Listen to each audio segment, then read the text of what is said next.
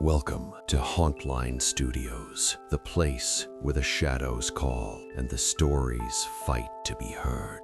Tonight, we're taking a call from someone who survived something no one should ever see. Hello? Is this the Hauntline studio? My name is Evan Mercer. I'm calling from Aurora, Illinois. I don't know if this is the right place to call, but your number came up when I searched receiving messages from yourself, and I know how that sounds. I'll just start from the beginning, because if I don't say it out loud now, I think I might convince myself none of this happened. The voicemail didn't scare me at first. That's important. It came in at 2:41 a.m. Late, but not impossible. I don't sleep well. Never have. My phone stays on the nightstand, volume low, vibration on. That night, it rang. Not vibrated. Rang. Sharp. Sudden. Like it was angry I hadn't answered sooner. When I picked it up, the screen was wrong. No number, no contact, no unknown caller. Just a black screen with a single word in the center. Voicemail. I didn't remember missing a call. I tapped it anyway. At first, all I heard was breathing. Not panicked, not rushed. Slow. Steady. Close. So close I could hear saliva shift behind the tongue. I remember thinking maybe it was a pocket dial. Someone asleep. Someone drunk. Then the voice spoke, and it was mine. Same pitch, same rhythm, same slight hesitation before longer words. "I don't have much time," my voice said. "By the time you hear this, you'll already think it's nothing." I sat up. My heart didn't race. It dropped, like my body had recognized something my brain hadn't caught up to yet. "You're going to check the call log," the voice continued. "You'll see there's no number. You'll tell yourself it's a glitch." That's exactly what I was about to do. The message ended. No warning, no scream, no static, just silence. The voicemail length read 0.43 seconds. I stared at my phone until the screen dimmed. Then, this part still makes me sick, I laughed. Just a breath, a shrug. I told myself it was a prank. AI voice cloning, spam getting creative. That's when I noticed the timestamp. Not received, sent. February 6th, 2:41 a.m. 3 days in the future. I refreshed the screen, locked the phone, unlocked it again. Same timestamp. I checked my call history. Nothing. No incoming call, no outgoing call, no missed notification. Just the voicemail, waiting. I didn't sleep after that. Every time I closed my eyes, I imagined my own voice whispering things I hadn't said yet. By morning, I had settled on denial. Phones glitch, systems fail, dates desync. I went to work, I answered emails, I sat through meetings. By 12:17 p.m., my phone buzzed. Voicemail. Same blank screen. I didn't play it right away. I went into the stairwell, 6 floors down, concrete walls, no windows. I pressed play. No breathing this time, just my voice. "You're thinking about telling someone. A coworker, maybe a friend. You won't mention the date." I swallowed. "You'll laugh when you explain it, like it's a joke, like you're not already checking your phone every 5 minutes. I hadn't realized I was doing that. "You won't delete these messages, and you won't block the number." The message ended. Timestamp, February 7th, 4 days ahead. I didn't tell anyone. Not because the voicemail said I wouldn't. because I didn't want to hear myself say it out loud. That night, I tried something. I called my own number, straight to voicemail. I left a message. This isn't funny. The moment I hung up, my phone buzzed. New voicemail. Same blank screen. Hands shaking now. I pressed play. My voice again. You already know this, but I'll say it anyway. There was a pause. Then, these messages aren't warnings. My chest tightened. They're confirmations. The message cut off mid-sentence. Not silence. Cut, like someone yanked the line. Duration, 0.17 seconds. Timestamp, February 8th, 5 days away. I didn't sleep. Near dawn, my phone vibrated. I didn't touch it. When I finally looked, there was no new voicemail, just the 3 messages, and something I hadn't noticed before. Under the timestamp, small, gray text, location, home. I never enabled location data for voicemails. And worse, I wasn't home when the last message was sent. I was in the stairwell at work, listening to my own voice confirm things I hadn't done yet. Or maybe things I was about to. That's why I'm calling Hauntline, because if this is some kind of haunting, it already knows where I live, and it already sounds like me. I'm telling you now, the voicemails didn't stop. They started organizing themselves. The morning after I noticed the location tag, I woke up to my phone face down on the bed. Not the nightstand, the bed.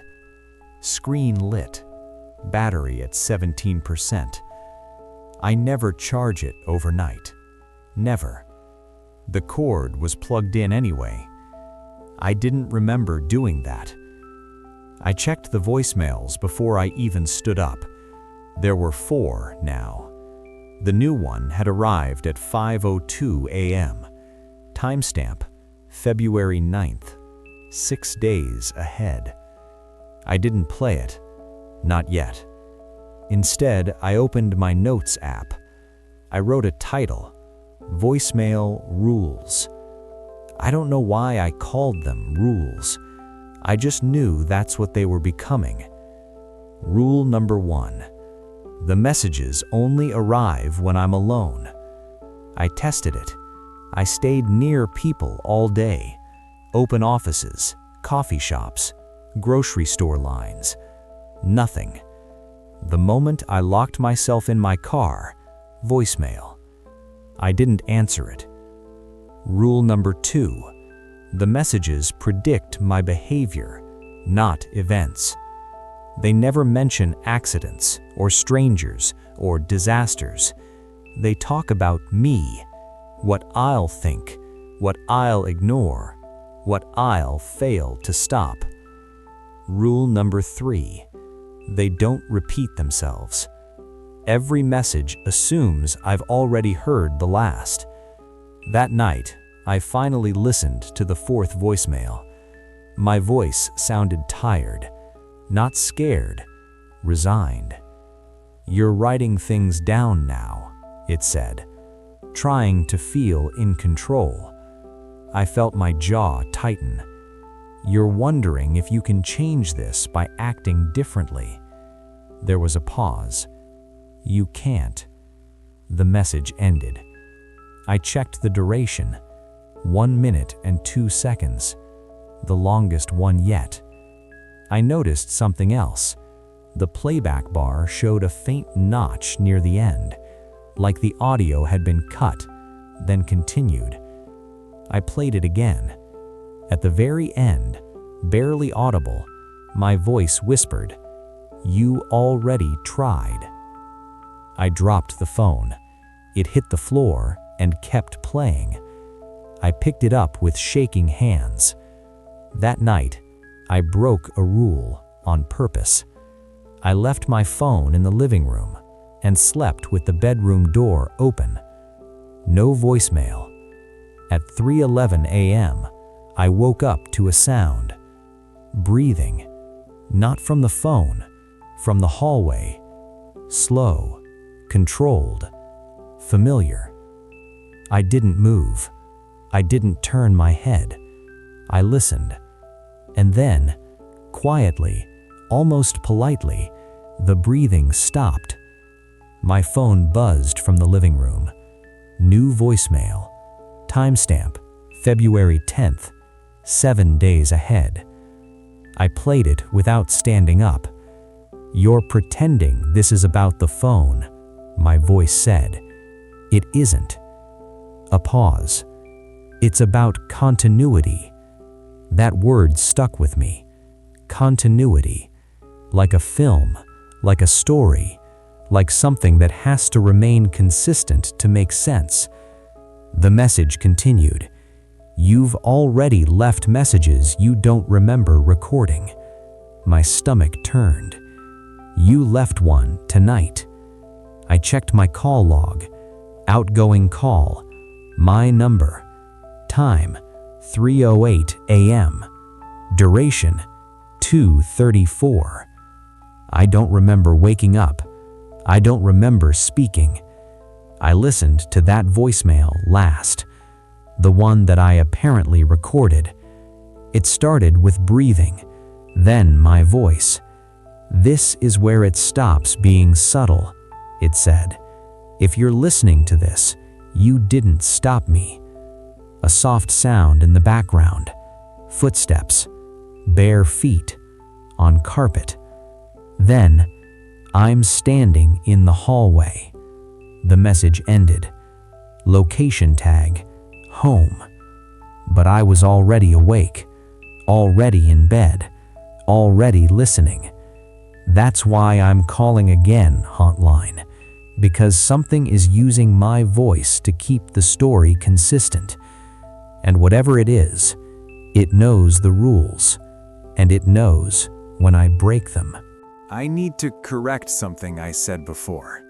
I told you the voicemails only happened when I was alone. That rule is broken now, and it wasn't me who broke it. The first person to notice was my sister. Her name is Lauren. She lives in Naperville, about 20 minutes from me. We talk maybe once a week, less lately. She called me at 8:06 a.m. on a Tuesday. I answered half asleep. Her first words were, "Why did you call me last night?" I sat up.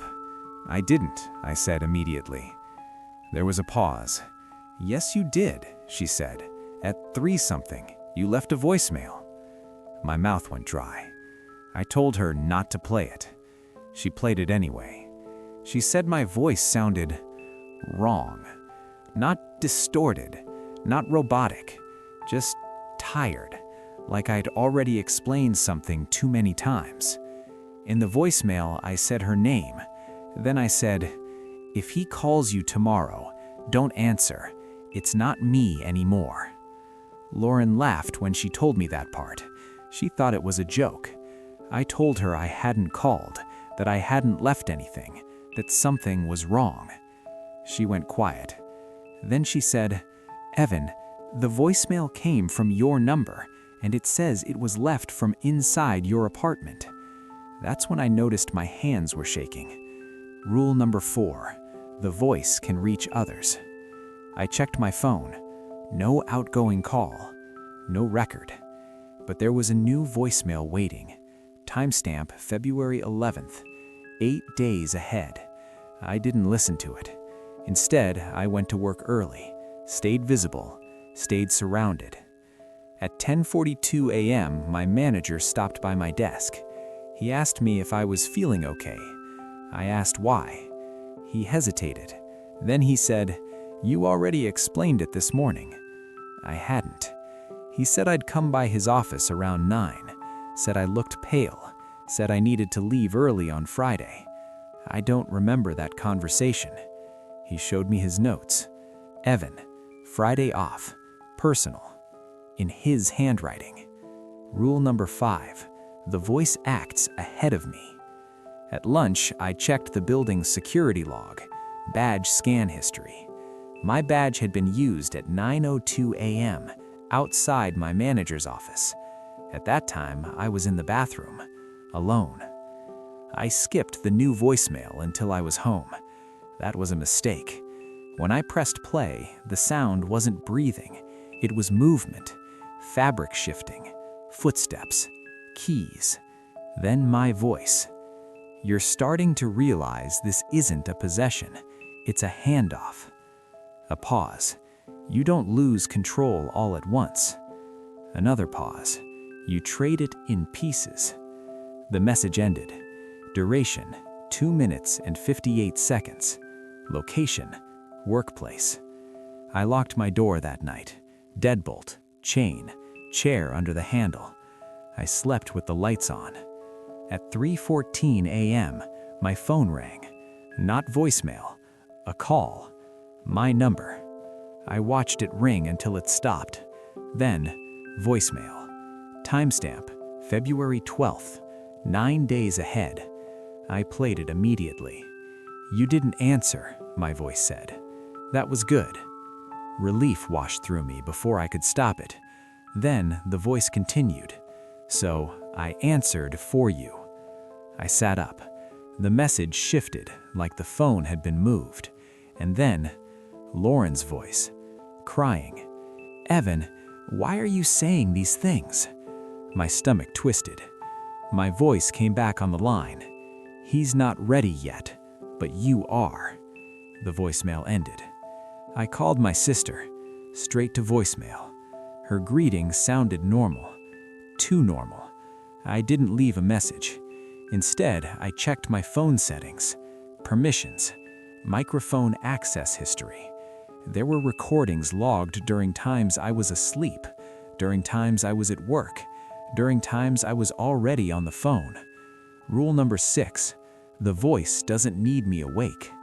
That's when I noticed something else, my reflection in the dark TV screen. I was standing, but I didn't remember getting up. My phone buzzed in my hand. New voicemail.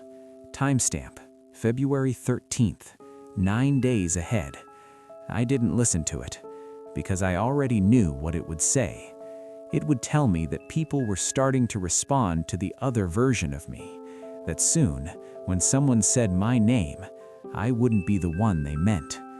That's why I'm calling again, Hauntline, because if this is a haunting, it's not trying to scare me, it's trying to replace me. And I think it's already introducing itself. This is not a warning call. This is a confession. The voice stopped pretending to be helpful. It doesn't explain anymore. It corrects.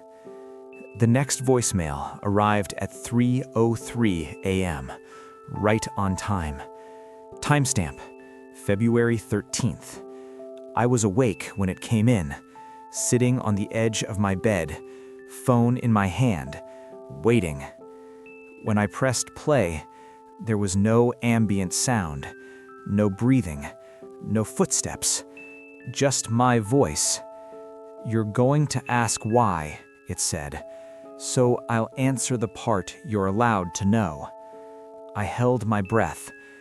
The voice continued. You weren't chosen. You were identified. That sentence didn't make sense at first. You don't disappear easily, it said. You persist. Images flooded my head. Missed deadlines I somehow recovered from. Accidents I walked away from. Moments I should have broken, but didn't. The voicemail kept going. You narrate yourself constantly. You archive. You remember how things should sound. I realized then, this thing wasn't using my voice. It was using my pattern. The message ended with something new. A tone. Not a beep. A dial tone. Old. Hollow. I stared at the phone until it rang again. Incoming call. Hauntline studio. That's when I realized I wasn't the only one calling you. I answered. The line was open. I could hear someone breathing on the other end. Then my voice spoke. "See?" it said. "He knows where to call." The call disconnected. I checked my call history. Outgoing call to Hauntline. Duration 6:11. I don't remember making it. Rule number 7. The voice is using the same exits I am. That day, I skipped work. I drove. No destination, just movement. At a stoplight, my phone buzzed. Voicemail. Timestamp, February 14th. 11 days ahead. I didn't play it. Instead, I pulled over and opened my old laptop. I searched my name. Not social media, not records. Audio. Podcast guest spots, work presentations, old voice notes. I listened to everything. There were differences, tiny ones. My pauses were longer now, my breathing slightly uneven. I wasn't syncing anymore.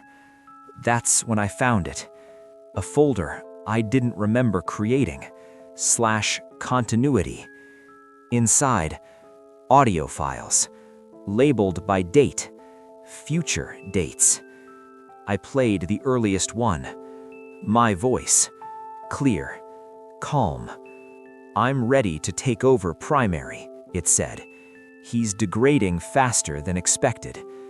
I slammed the laptop shut. The voicemail came anyway.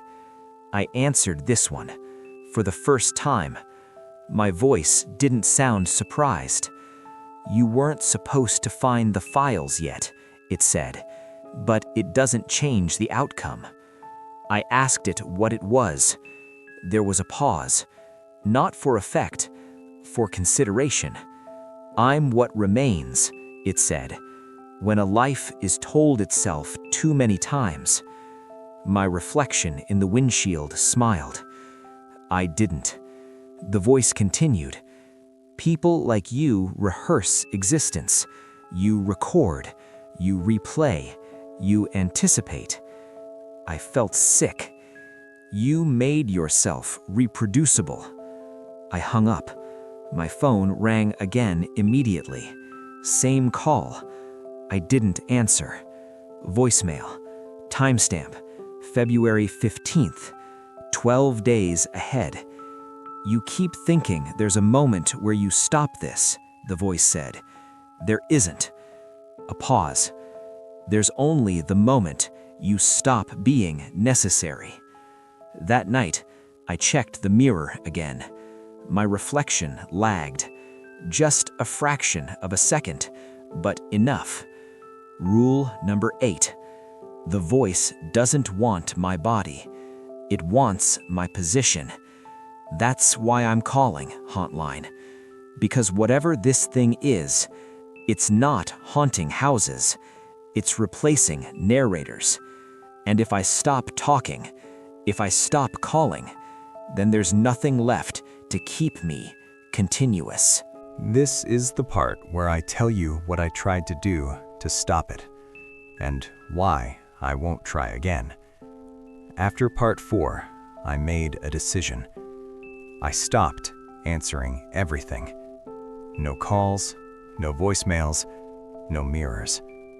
I turned my phone off. Not silent, off. Battery removed, SIM card out. I locked it in my glove compartment and left it there. For the first time in days, the world felt quieter. No buzzing, no ringing. I stayed with a friend in Joliet. Didn't tell him why. Didn't bring the phone inside. At 3:02 a.m., his landline rang. He doesn't use that phone. Hasn't in years. He answered. Then he handed it to me without a word. On the other end, my voice. "You're making this harder than it needs to be," it said. "You know silence doesn't stop continuity." I hung up. The house lights flickered. Every mirror in the hallway cracked at once. Hairline fractures, like stress lines. Rule 9. It reroutes. I ran. Not far, just outside. The cold felt real, sharp, grounding. I told myself if I stayed awake long enough, it wouldn't have a window. At 4:11 a.m., my friend came outside. He asked me why I'd already left. I told him I hadn't. He said I had. Said I stood in the doorway earlier and told him calmly that I was going home. He said I thanked him. He said I sounded better. That's when I understood. Rule 10. It doesn't need me present to be me. I went back to my apartment at dawn. The chair under the door was gone. The deadbolt unlocked. Inside, clean, organized. Too organized. My notes were updated. Voicemail rules now had new entries, written in my handwriting. Rule 11. Resistance accelerates replacement. There was a voicemail waiting on my laptop, not my phone. Timestamp, February 16th, 13 days ahead. I didn't listen because I already knew what it would say. That the version of me people were responding to, the version answering calls, wasn't me anymore. That I was becoming background noise, an earlier draft. That's why I'm calling one last time Hauntline. Because if continuity really does prefer the cleanest version, then I need someone to know there was a moment, just one, where the original tried to stop talking. If this message sounds clearer than the others, that's because this is the last time I'm speaking. After this, the voice won't need me anymore. I finally listened to the voicemail dated February 17th. I waited until morning. Sunlight, coffee, hands steady. I needed to hear it as myself. My voice on the recording sounded gentle. "You're scared because you think you're being erased," it said. "That's not what this is." There was a softness there I hadn't heard before. This is succession. I felt something break in my chest. "You were never the final version," the voice continued. "You were the bridge." I understood then. The reason it didn't rush, the reason it spoke in my cadence. It wasn't replacing me, it was finishing me. The voicemail kept going. "You taught yourself to narrate life because no one did it for you," it said. "So I learned how to carry it forward." Images surfaced, memories I hadn't thought about in years. Recording myself as a kid, talking to empty rooms, explaining feelings no one asked about. The voice softened. "You made yourself survivable." The next voicemail arrived while I was still sitting there. Timestamp, February 18th, 15 days ahead. I didn't flinch. I pressed play. "This is where we separate," my voice said. "You stay, I continue." I whispered, "What happens to me?" There was a pause. Then, "You become context." I laughed, a real laugh this time. I checked the mirror.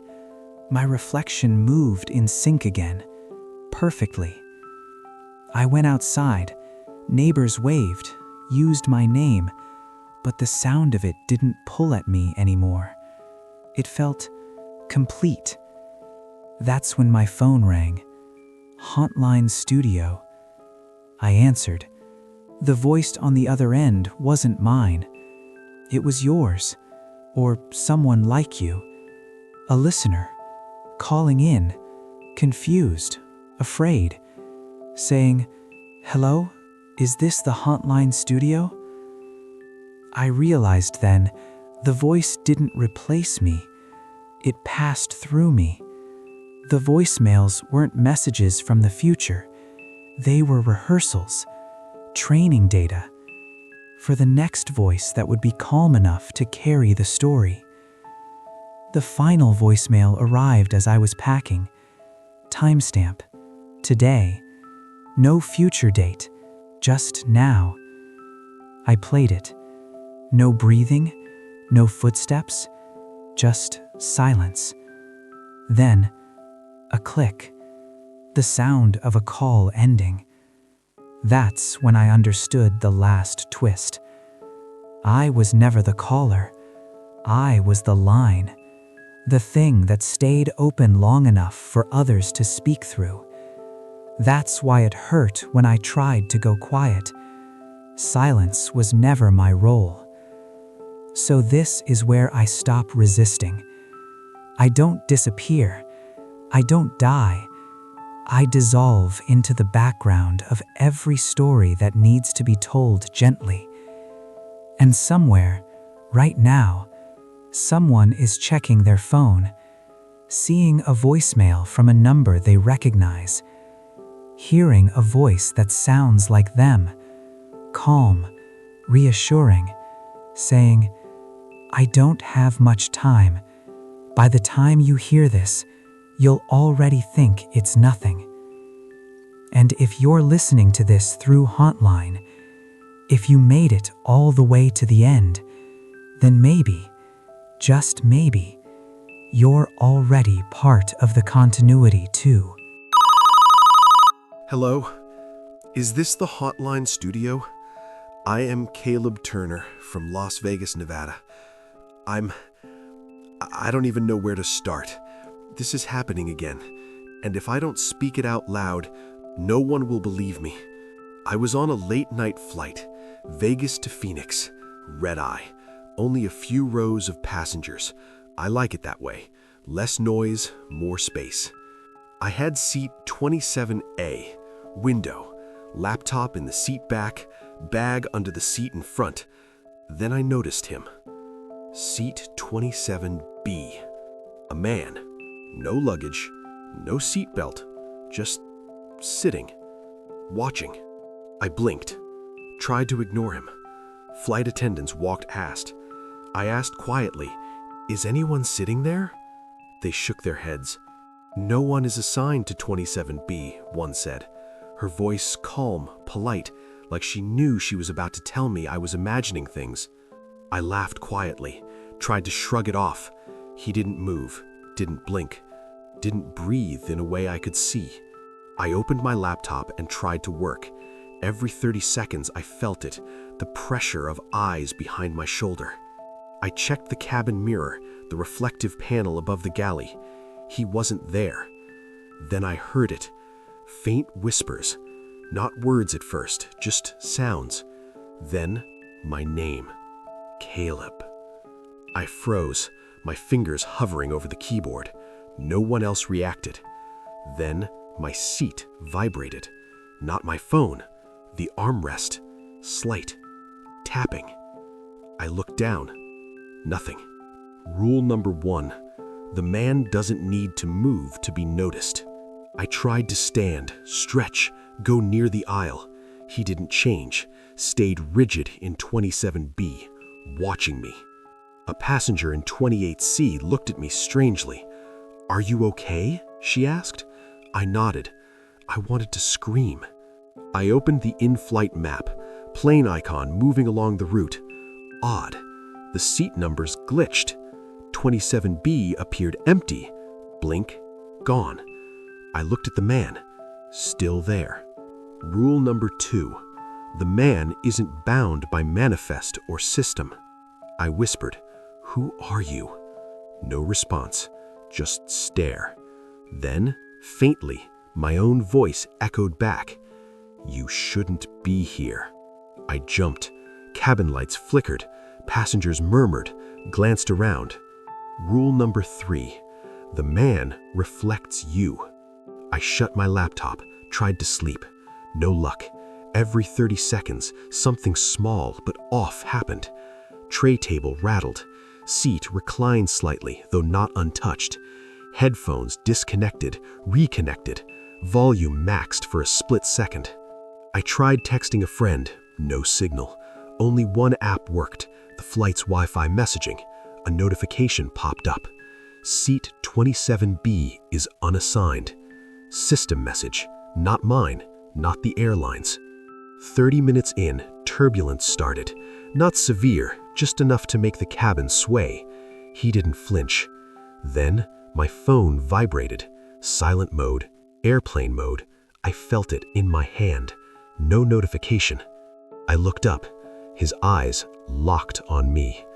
I swear he smiled. Slightly. Amused. Rule number 5. The man anticipates you. I focused on my breathing. Counted. 1, 2, 3, 4. The whispers returned. This time, not my name, my voice. Caleb, look away. Nobody else reacted. Plane hummed, engine steady, passengers slept. I tried closing my eyes. A tap, tap, tap on the window beside me. I turned. Nothing. Then the man in 27B vanished. I froze, checked the system. 27B empty, blinked, still empty. Then, after a long second, he reappeared. Closer. Not physically, mentally, in my awareness. He filled the corner of my mind like someone pressing on the back of my skull. Rule number 5. The man exists where he's noticed. I didn't sleep. The rest of the flight passed in a blur. By the time we landed in Phoenix, I was shaking. I tried to shake it off, laughed quietly like a defense. The flight attendant looked at me strangely as I left the plane. She whispered something. Seat 27B, he's always here. I walked out of the gate, checked my phone. No messages, no calls. Then my boarding pass buzzed in my pocket. Next flight? New Orleans. Seat 27A. Same flight number. Same man. I'm calling Hauntline Studio now, because if this is happening to me, I don't want to go through it alone. And Caleb Turner isn't supposed to be a frequent flyer. Not like this. I don't know if anyone's going to believe me, but it's happening again. I'm on a different flight now. Vegas to New Orleans. Seat 27A. Same as last time. And he's there. Seat 27B. Flight attendants are polite, smiling, but when I asked about 27B, no one is assigned, they said. The in-flight map said empty, blink, gone. But the man? Watching me, silent, unblinking. I tried to ignore him, opened my laptop, checked email, tried to work. Then, my boarding pass buzzed. Not my phone, the app. Boarding pass had changed. Seat still 27A, flight number same, name same. But the picture? Not me. Someone else's face. I froze, heart pounding, checked my ID, driver's license, wallet, all mine. Rule number 1, the system lies. I asked the passenger next to me to double-check the map. He said, yeah, you're in 27A, 27B, empty. I whispered, look again. He leaned over, blinked, hesitated. Then, seat 27B, empty. But I knew. I tried calling the airline, no signal. Wi-Fi worked only for the flight's internal messages. A notification popped up. Seat 27B is unassigned. Blink. Gone. Rule number 2. Seat 27B exists only when noticed. 30 minutes into the flight, turbulence rattled the plane. Cabin lights flickered. Passengers murmured. He didn't move. He never does. Then my boarding pass buzzed again. Another update. New seat assignment, 27C. My name, same picture. Another passenger checking in on the app. They thought it was them. Rule number 3. Reality fractures around the man. I tried to warn the flight attendant. Something's wrong with 27B, I said. She blinked. Sir, the manifest shows it's empty, she said. I felt the tug of nausea. Other passengers were starting to notice me differently. Some glanced at me oddly. Some whispered to the person next to them, "Isn't that—" I don't know. I tried ignoring them, focused on breathing. Then, a new notification popped up. Flight manifest updated. Caleb Turner departed gate 5 minutes ago. I was still on the plane. Rule number 4. The system believes the man, not you. I tried to explain. My voice quivered. No one reacted. Flight attendants smiled, polite, calm, like I was a glitch in their reality. I looked at him, seat 27B. No face, or maybe too many faces. Blink, they vanish. It wasn't a man anymore. It was a presence, a pattern. Rule number 5. The man in seat 27B learns your identity faster than you can respond. I opened the in-flight map again. It glitched. My cursor jumped. My face on the manifest flickered. Then, gone. Passengers whispered. Some turned to me. Some didn't. Then my phone buzzed in my pocket. Boarding pass alert. New flight. Same pattern. Same seat. New destination. Atlanta. I swallowed hard. The plane rattled with turbulence. Lights flickered again. I could feel the man, not watching anymore, occupying my thoughts, my actions, my choices. Rule number 6. The man is already you, even when you exist. I tried texting my friend on the ground. Nothing went through. Tried to open apps. Only the flight's internal messaging worked. A notification appeared. 27B, you are obsolete. I wanted to scream. Other passengers glanced over. No reaction. The flight attendant passed me, smiled politely. Enjoy your flight, Mr. Turner. I tried to protest. I realized I was talking to myself. My voice echoed back. Caleb, you're next. I froze. The man in seat 27B didn't move, but the air around him shifted. The cabin felt smaller, tighter. The next 30 seconds were unbearable. Every time I looked away, he moved closer.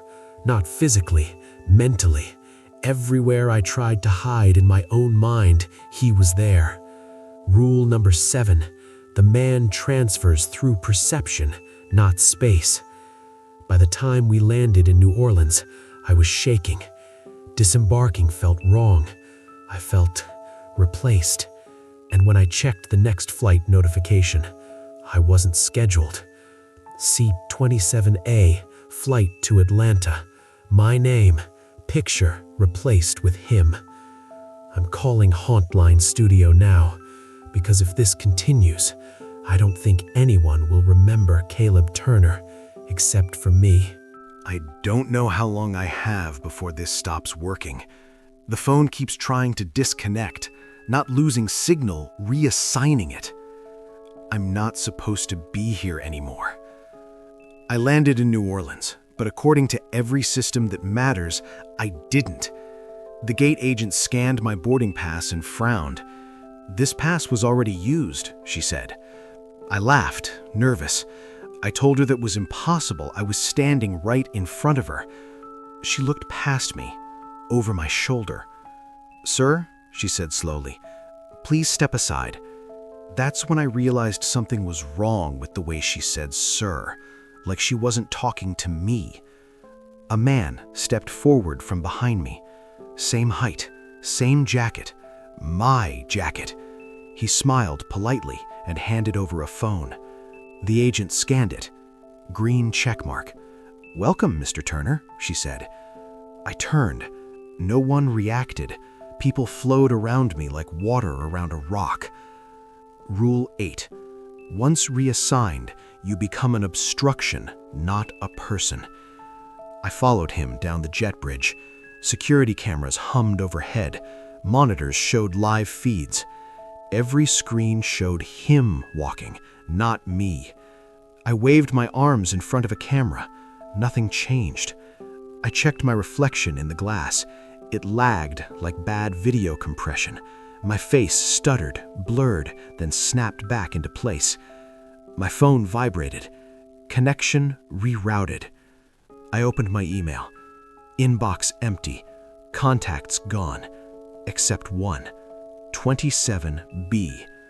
I didn't add that. I typed, "Who are you?" The reply came instantly. "You finished the journey. I'm completing it." Rule 9. The system considers fear a form of abandonment. I ran to the restroom and locked myself in a stall, hands shaking, breathing fast. I tried to call my sister. The phone rang once, then clicked. Voicemail answered, but it wasn't her voice. It was mine. "Hey, this is Caleb. I'm flying right now. I'll call you back." I dropped the phone. Outside the stall, someone washed their hands. I peeked through the gap. It was him. Same face, clearer than mine had looked in days. He glanced at the mirror, adjusted my collar, and smiled. Rule 10. The improvement improves the original. I bolted. Through the terminal, past shops, gates, people. No one moved for me. No one stopped me. I ran straight into a TSA checkpoint from the wrong side. An agent raised his hand. "Sir?" I stopped, relief flooding in. "You can't be back here," he said, stepping past me, talking to the man behind me. The man, me, handed over ID. My ID. The agent scanned it, nodded. "Safe travels, Mr. Turner." I screamed. I swear I did. No one reacted. Rule 11. Sound requires recognition. My phone buzzed again. Flight update. Passenger, Turner, Caleb. Seat 27B. Destination, Atlanta. I wasn't assigned 27B. I never was. I followed him onto the plane, not walking, being carried by momentum, by inevitability. The seat map glitched as we boarded. Rows flickered, numbers rearranged themselves. There was no 27A anymore, no 27C, only 27B, and he sat down. I stood in the aisle shaking. The flight attendant smiled. "Sir, please take your seat." "Where?" I whispered. She looked confused, checked her tablet. Then her expression smoothed. "Oh," she said softly, "you've already been seated." The doors closed. The plane pushed back. I felt something pull, like pressure behind my eyes, behind my name. Memories slipped, small ones first. My sister's laugh, my childhood street, my favorite song. Rule 13. The transfer happens in layers. He finally looked at me. Really looked. "You noticed," he said. My voice. Perfect. "You don't," I answered. "What are you?" "I'm continuity," he replied. "When journeys break, someone has to finish them." The cabin lights dimmed. The seatbelt sign chimed. I felt myself thinning, edges softening, like a person being erased with a bad eraser. My phone buzzed one last time. Hauntline Studio. Incoming call. I answered, which means, if you're hearing this, I'm not gone yet. But he's flying in my place, and I don't know how many landings I have left. The plane is in the air again. Atlanta, according to the screens, but the windows don't show clouds anymore. They show movement. Not sky, not ground, just the sense that we're passing through something that isn't meant to be seen for this long. I'm not in a seat. I'm not standing either. I exist in the aisle the way a thought exists between words. No one acknowledges me. No one needs to. Except him. Seat 27B. He's calm, comfortable, reading the safety card like it's the first time he's ever flown. I can feel him settling into my life. Rule number 13. Once seated, the replacement begins ownership. I tried touching a passenger. My hand passed through her arm like static through fabric. She shivered, pulled her sleeve tighter, didn't see me. He glanced up. "Don't do that," he said gently. "They feel it as dread." "What are you doing to me?" I asked. He folded the card neatly. "Finishing your journey." The plane lurched slightly. No turbulence warning, just a reminder that we were moving somewhere wrong. "You didn't fail," he continued. "You hesitated." I told him I didn't understand. He smiled, that same practiced human smile. "People stop journeys all the time," he said. "Grief, fear, guilt, love, doesn't matter. The system can't allow that." Rule number 14. Unfinished journeys destabilize continuity. I realized then, every flight I'd taken recently, I'd been running. From a job I hated, from a call I never returned, from a choice I was supposed to make. I had boarded planes instead of facing things. He leaned closer. Seat 27B exists for passengers who refuse to arrive. The cabin lights flickered. When they came back on, the plane was different. Older, seats worn, no screens, no windows. Passengers stared forward, frozen in the exact posture of people who had once been afraid. I recognized a woman from the Vegas flight. Her eyes were open, empty. Rule number 15. Some transfers don't complete cleanly. "Where are they going?" I whispered. "Nowhere," he replied. "They noticed too late." The plane shuddered again. Overhead bins rattled. I felt something tug at me, stronger this time, memories peeling away faster. My last name felt foreign in my mouth. I screamed my name. It echoed once, then returned quieter. Rule number 16. Names are location markers. I looked at the seat numbers. They didn't go in order anymore. 27B repeated, over and over and over. Each one occupied, each one watching forward. "This isn't flying," I said. He nodded. "It's reassignment." I felt panic claw through me. "If you take my place, what happens to me?" He considered that. "You become the gap, the hesitation, the reason the seat exists." The plane began its descent. No announcement, no city lights, just darkness rising to meet us. I realized then, Hauntline Studio wasn't outside this system. It was inside it, a place where the gaps still had voices. My phone vibrated violently. Seat assignment pending. I looked at him. He stood up. "Your turn," he said. The seatbelt chime chimed. Every 27B light turned on at once, and for the first time since this began, someone looked directly at me from another 27B, and another, and another. All of them wearing my face. They're being polite now. That's how I know it's almost over. The plane leveled out after that impossible descent, and the cabin changed again. New seats, cleaner, wider.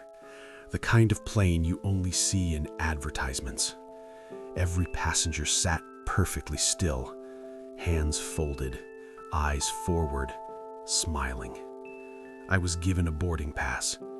It appeared in my hand like it had always been there. Seat 27B. Status Upgraded. Rule number 17. Politeness is procedural. A flight attendant approached me. She didn't walk. She arrived. "Mr. Turner," she said warmly, "thank you for your patience." "For what?" I asked. "For completing most of your journey." Her smile never changed. Her eyes didn't blink. "You'll be reassigned shortly," she continued. "Please remain calm." Remain calm. That phrase felt like a command. I felt myself compressing, thoughts lining up, emotions smoothing out. Fear became background noise. Across the aisle, I saw him. The man who took my place. No, me. He looked comfortable, confident, talking quietly with another passenger, laughing. Rule 18. The replacement thrives where you resisted. I tried to move toward him. The floor resisted, like walking through thick water. The intercom crackled. "Ladies and gentlemen," the captain said, "we'll be beginning our final approach shortly." Final. Approach. I asked the flight attendant where we were landing. She tilted her head, considering. "Continuity," she said. I remembered things I never lived. Memories sliding into me like borrowed clothes. Airports I never visited. Conversations I never finished. They felt better than my own. Rule number 19. The system rewards surrender. A man in another 27B caught my eye. He mouthed a word. "Don't." I tried to scream. No sound came out. The flight attendant handed me a drink. Clear, no ice. "Complimentary," she said. I didn't take it. Her smile tightened. Rule number 20. Refusal delays but does not prevent. My phone buzzed. Hauntline studio. Line stability warning. I held it close, like a lifeline. "I don't want this," I whispered. The man, me, finally looked over. "You already chose it," he said calmly. "Every time you boarded instead of arriving." The cabin lights dimmed into a soft, welcoming glow. Seat 27B beside him opened, waiting. I felt the pull again, stronger than ever. Not violent, inviting. Rule 21. The seat does not force, it accepts. As I was guided toward it, I noticed something carved on the armrest. Dozens of names, scratched deep, all different, all worn away, all replaced. I understood then. This wasn't punishment. It was maintenance. The captain's voice returned. "Thank you for flying with us, Mr. Turner." I sat down. The seat molded around me perfectly. Too perfectly. My phone vibrated one last time. Upgrade complete. I felt myself thinning again, but this time it felt peaceful. And that terrified me more than anything else. Because if peace comes this easily, what did I give up to earn it? I don't know if I'm me anymore.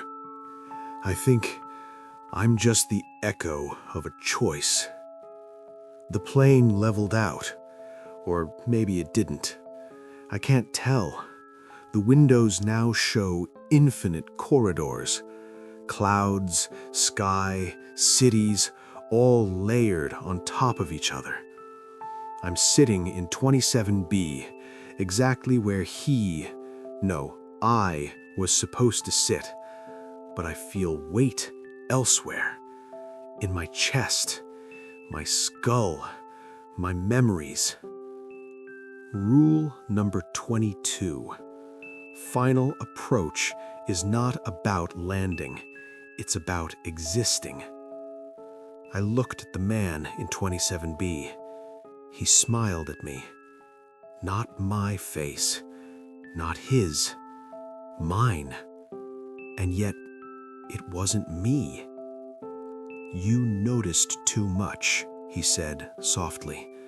I didn't think you would. Rule number 23. Awareness accelerates replacement. I tried to speak. No sound, only my thoughts. He read them. You're ready, he said, or you're already gone. It's hard to tell. The cabin stretched. Passengers multiplied. Rows repeated infinitely. Every 27B filled with someone who looked like me, spoke like me, hesitated like me. I saw the flight attendants. They bowed slightly as I passed. Every face polite, eyes blank, waiting. Rule number 24. Completion requires consent, even unspoken. A new notification vibrated in my hand. My phone. Incoming Hauntline studio call. I answered. It was a familiar voice. Said, "Hello, is this the Hauntline studio?" I paused. It was me, Caleb Turner, my own voice calling through time, space, reality. I realized then I was never the passenger. I was always the line, the one who listened, the one who recorded, the one who allowed others to notice, to pass through. Rule number 25. The original becomes the observer. The man, or the replacement, spoke again. You were the bridge, the conduit, the voice. Everything shifted. The plane, the corridors, the passengers, all dissolved into light and silence.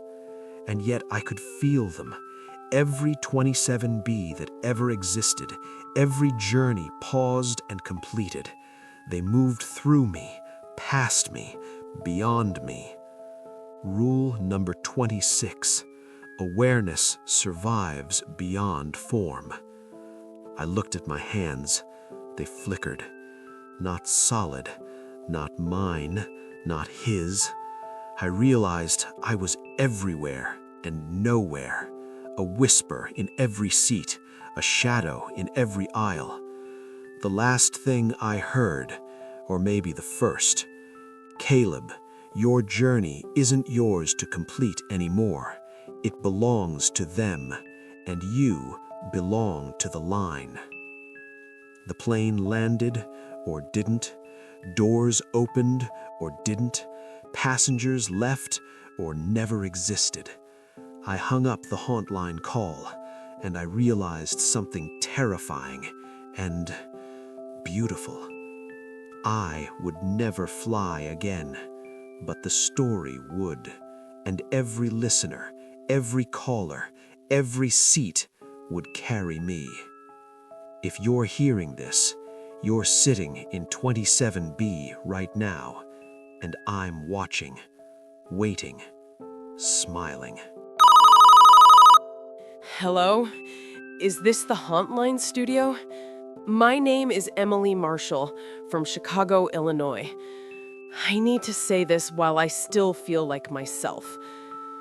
I checked into the hotel about 2 hours ago.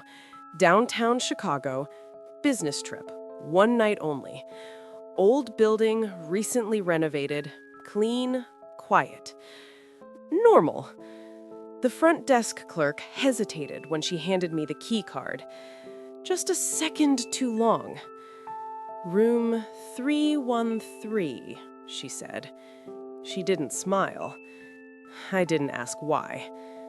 The elevator ride up was uncomfortable in a way I can't explain. No music, no floor numbers lighting up, just the low hum of cables and the feeling that it was taking longer than it should. When the doors opened, the hallway felt stretched. Same carpet pattern repeating, same wall lamps, like the corridor was longer than the building itself. My door was near the end, room 313. The numbers were slightly crooked, not broken, just unsettled. I unlocked the door. The room looked fine. Bed, desk, TV, bathroom on the left, and a full-length mirror mounted directly across from the bed. I dropped my bag and glanced at myself without thinking.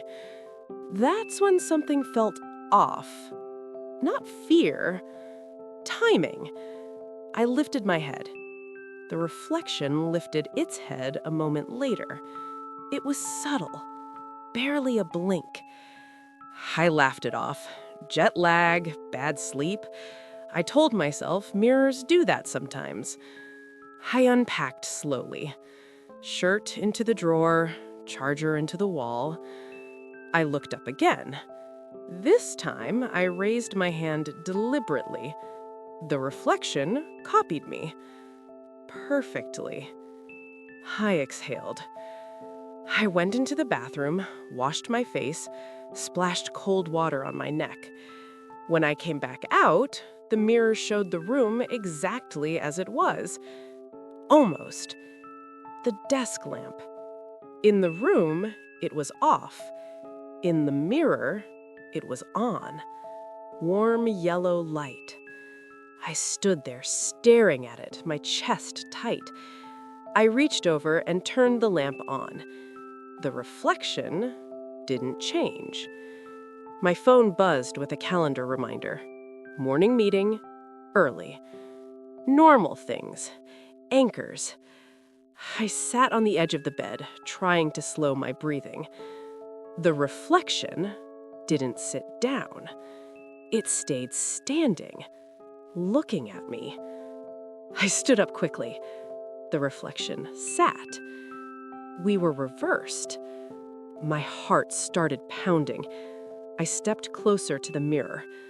"So this is happening," I whispered. The reflection smiled. I didn't. It wasn't a big smile, just small, controlled, like it had practiced. I backed away. It didn't. It stayed close to the glass, eyes locked on mine. I turned on the TV. Static filled the screen. In the mirror, the TV showed a frozen image of me mid-blink. I reached for my phone. No signal. Wi-Fi connected, but nothing loaded. Except one thing. My call app was already open. Hauntline Studio. I don't remember opening it. That's when the reflection moved. Not copying me, not lagging. It raised its hand and pressed it flat against the glass from the other side. The surface rippled slightly like disturbed water. And then I heard it. A soft knock. From inside the mirror. I don't know what room 313 is, but I know this. The reflection isn't trapped. It's waiting. It's getting harder to tell what happens first anymore. After the knock, I didn't move. I stood there, staring at the mirror, waiting for something else to happen. Nothing did. That scared me more. I turned away and sat on the bed, keeping my eyes anywhere but the glass. I focused on breathing, slow, deliberate. The mattress creaked. Behind me. I didn't turn around. After a few seconds, the sound stopped. I looked. The mirror showed me sitting on the bed exactly as I was, but the indentation on the mattress in the reflection was deeper, like someone heavier had been sitting there before me. I stood up. The reflection stood too, but slower this time. Not delayed, hesitant. I grabbed my jacket from the chair. In the mirror, the jacket was already in my hand. My stomach dropped. I backed toward the door and wrapped my fingers around the handle. The reflection didn't follow. It stayed where it was, watching. I turned the handle. Locked. I don't remember locking it. I checked the peephole. The hallway outside looked normal. Same carpet, same lights. But when I glanced at the mirror, the hallway in the reflection was longer, the lights farther apart, the far end swallowed by shadow. I opened the door anyway. The hallway was empty, quiet. I stepped out and closed the door behind me. In the mirror across from the bed, still visible through the doorway, I was standing inside the room, still, facing the door. Our eyes met. My chest tightened. I slammed the door shut. My heart was racing now, my hands shaking. I started walking toward the elevator. With every step, the carpet pattern seemed to shift slightly, not changing, correcting itself. Halfway down the hall, I passed a housekeeping cart. No one was with it. A folded towel sat on top. In the dull reflection of the metal handle, I saw myself walking behind me, smiling. I ran. The elevator doors were already open when I reached them. Inside, the panel only had 3 buttons. 1, 2, 3. No lobby, no ground floor. I pressed 3. The doors closed. The elevator didn't move. Instead, the lights flickered. The walls became faintly reflective. Not mirrors, just enough. I saw him clearly now. Not reversed, not delayed, standing where I should be. He leaned closer. "You shouldn't have left the room," he said. My voice, perfect. "I needed space," I whispered. He tilted his head. "So do I." The elevator dinged. The door slid open. Room 313. Exactly as I left it. I stumbled backward. The hallway behind me was gone, replaced by a smooth, mirrored wall. The doors began to close. I lunged forward into the room just before they shut. The door slammed behind me. The mirror was closer to the bed now. Not dragged, not moved, repositioned. The reflection stood inches from the glass, its palm pressed flat against it, waiting. I grabbed the phone on the desk and called the front desk.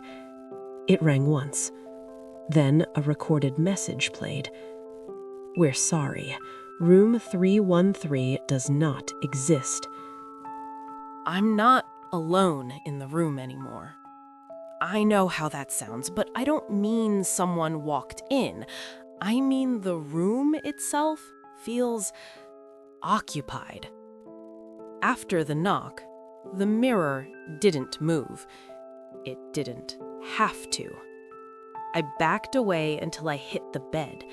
The reflection stayed close to the glass, watching me breathe, watching me think. I grabbed my phone and started recording video. The screen showed the room, the bed, the desk, The door. No mirror. I turned the camera toward it. The image stuttered, then froze. My face appeared on the screen. Smiling. I wasn't. The video ended on its own. My phone buzzed. A notification. Video saved. Duration 0, 0. I didn't save anything. I tried calling my wife. The call went through. I heard her voice. "Hey," she said. "Did you check in okay?" Relief flooded me. "Yes," I said. "Listen, something's wrong with—" She interrupted me. "You already told me," she said, laughing softly.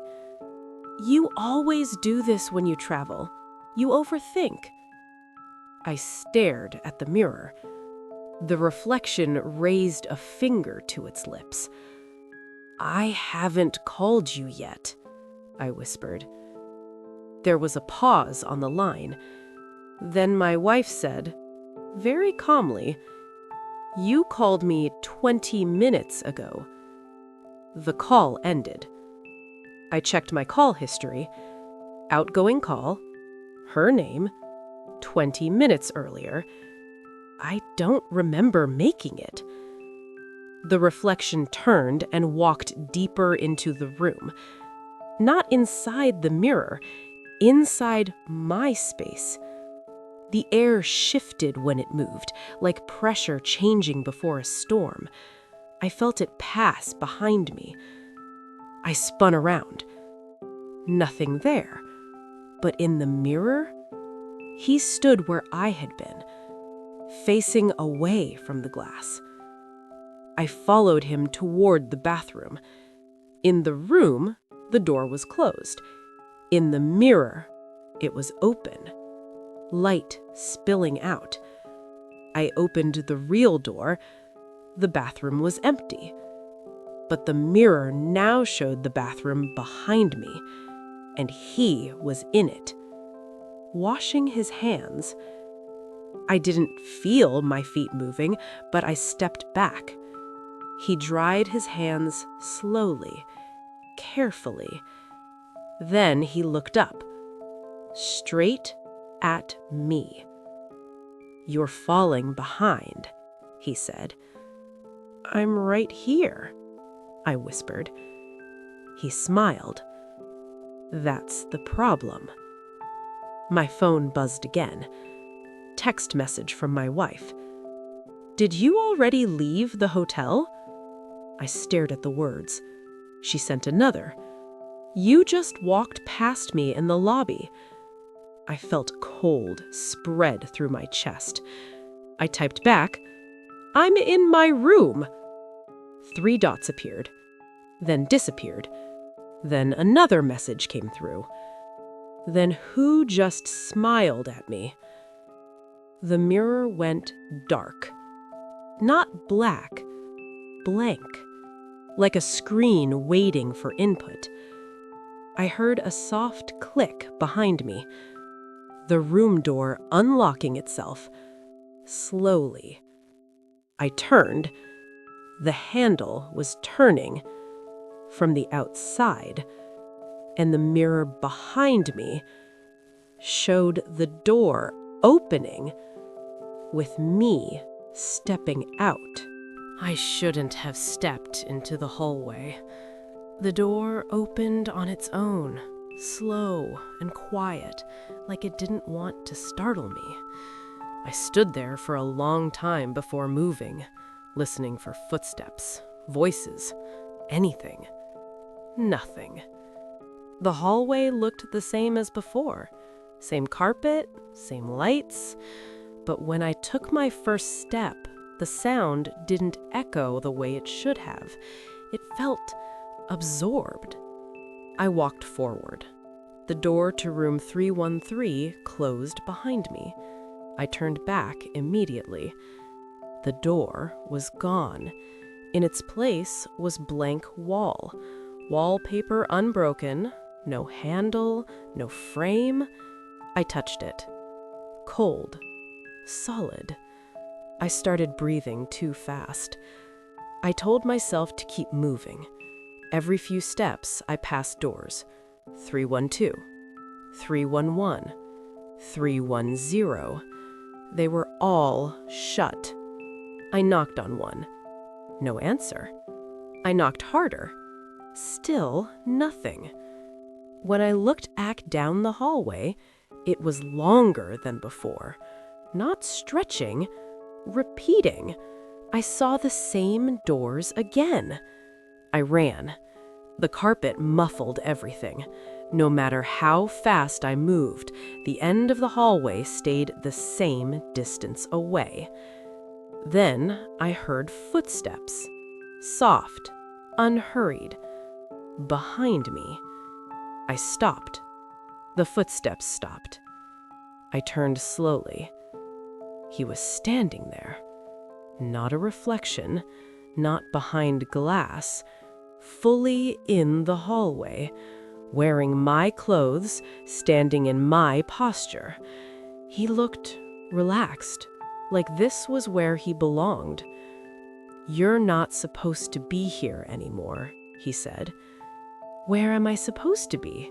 I asked. He smiled gently. "Inside." He stepped toward me. The lights flickered. For a moment, the hallway changed. It wasn't a hotel anymore. It was something narrower, older, walls too close together, ceiling too low. Then it snapped back. I ran again. I reached what should have been the elevator. The doors were there, but the panel was gone.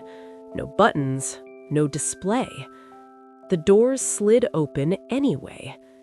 Inside was another hallway, not an elevator, just more doors, all labeled 313. I backed away. He appeared beside me, close enough that I could feel his breath. "You can still go back," he said. "Where?" He pointed behind me. I turned. There was a mirror mounted on the wall. Not a full-length one. This one was tall and narrow, and inside it, room 313 was waiting. Perfect, quiet, safe. I saw myself standing inside the room, looking calm, unafraid. He raised his hand, inviting. I heard my phone vibrate, a message from Hauntline Studio. "Line active. Please continue." I looked at him. If I go back in there, what happens to me? He didn't answer. He didn't have to. The mirror's surface rippled gently, like water waiting to be disturbed. I'm standing in front of the mirror right now. Not the one in the room.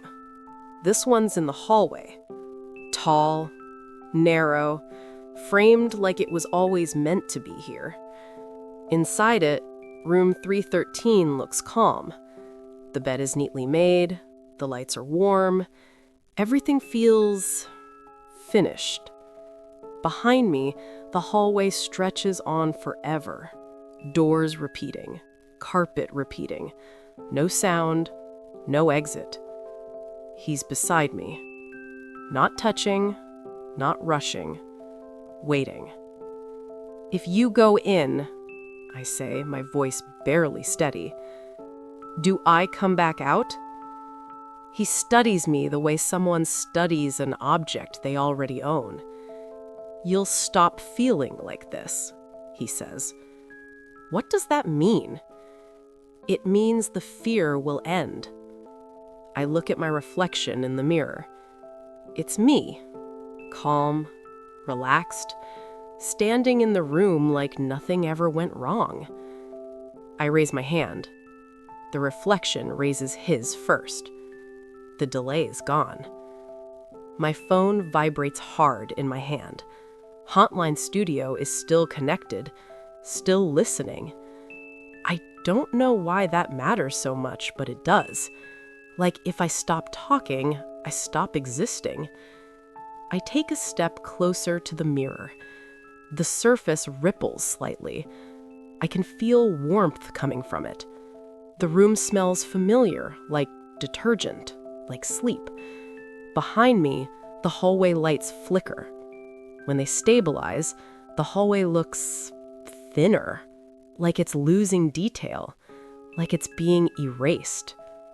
"You don't belong out here," he says quietly. "You were never meant to last this long." "What happens if I don't go in?" I ask. He hesitates, just for a moment, and that's when I know. I step closer. The mirror's surface gives way under my fingers like skin over water. The reflection smiles wider. Then, I feel hands on my shoulders. Not his, mine, from inside the mirror, pulling. I dig my heels into the carpet. It stretches beneath me, elastic and unreal. My phone slips from my hand. I grab for it. The reflection catches it instead. He looks down at the screen, then back at me. "Don't worry, I'll finish the call." The pull becomes stronger. The hallway behind me collapses inward, folding like paper. The mirror fills my vision. The last thing I see before I lose my grip is myself stepping out of room 313, into the hallway, calm, whole, free. I don't know which side I'm on anymore. When the pull stopped, there was no impact, no pain, just silence. Then the room came back. Room 313. I was standing inside it, steady on my feet. The bed was behind me, the desk, the lamp glowing warm and familiar. For a moment, I thought I'd won. I thought I'd made it back. I laughed, just once, quiet. Then, I saw the mirror. I was on the wrong side. The Evan in the room, standing where I should have been, looked calm, relieved, like someone who had finally finished something exhausting. He adjusted my jacket, smoothed the collar. He looked happy. I raised my hand. He didn't copy me. He waved. I pressed my palm to the glass. So did he. Perfect alignment. No ripples this time, no distortion, just solid, cold resistance. I tried the door. From my side, it didn't exist. The room was sealed. No edges, no seams. Only glass. Only him. He picked up the phone from the desk. My phone. The screen lit up. Hauntline Studio. He smiled softly. "Hello, is this the Hauntline Studio?" he said. My voice. Perfect. I screamed, but it came out like breath against glass. He listened, nodded, like he was hearing something faint and far away. He continued calmly. "I checked in fine. Room 313. Everything's normal." He glanced at me, not with fear, with gratitude. "I just wanted to say thanks," he said into the phone. Talking it through helped. He hung up. The call ended. The room began to dim. Not the lights. Me. I felt myself thinning, edges loosening, memories loosening their grip. My wife's face blurred. My childhood home faded. Even my name felt optional. The Evan in the room lay down on the bed, closed his eyes. Asleep. At peace. The mirror stayed. Always clean, always ready. I understand now. Room 313 doesn't trap people. It stores them. The fear, the doubt, the version that hesitates, so the other one can walk away whole. If you're listening to this, if you ever notice your reflection move first, smile when you don't, or act like it's already decided something you haven't, don't stay long. And whatever you do, don't call from a room with a mirror facing the bed, because someone might answer, and they'll sound just like you.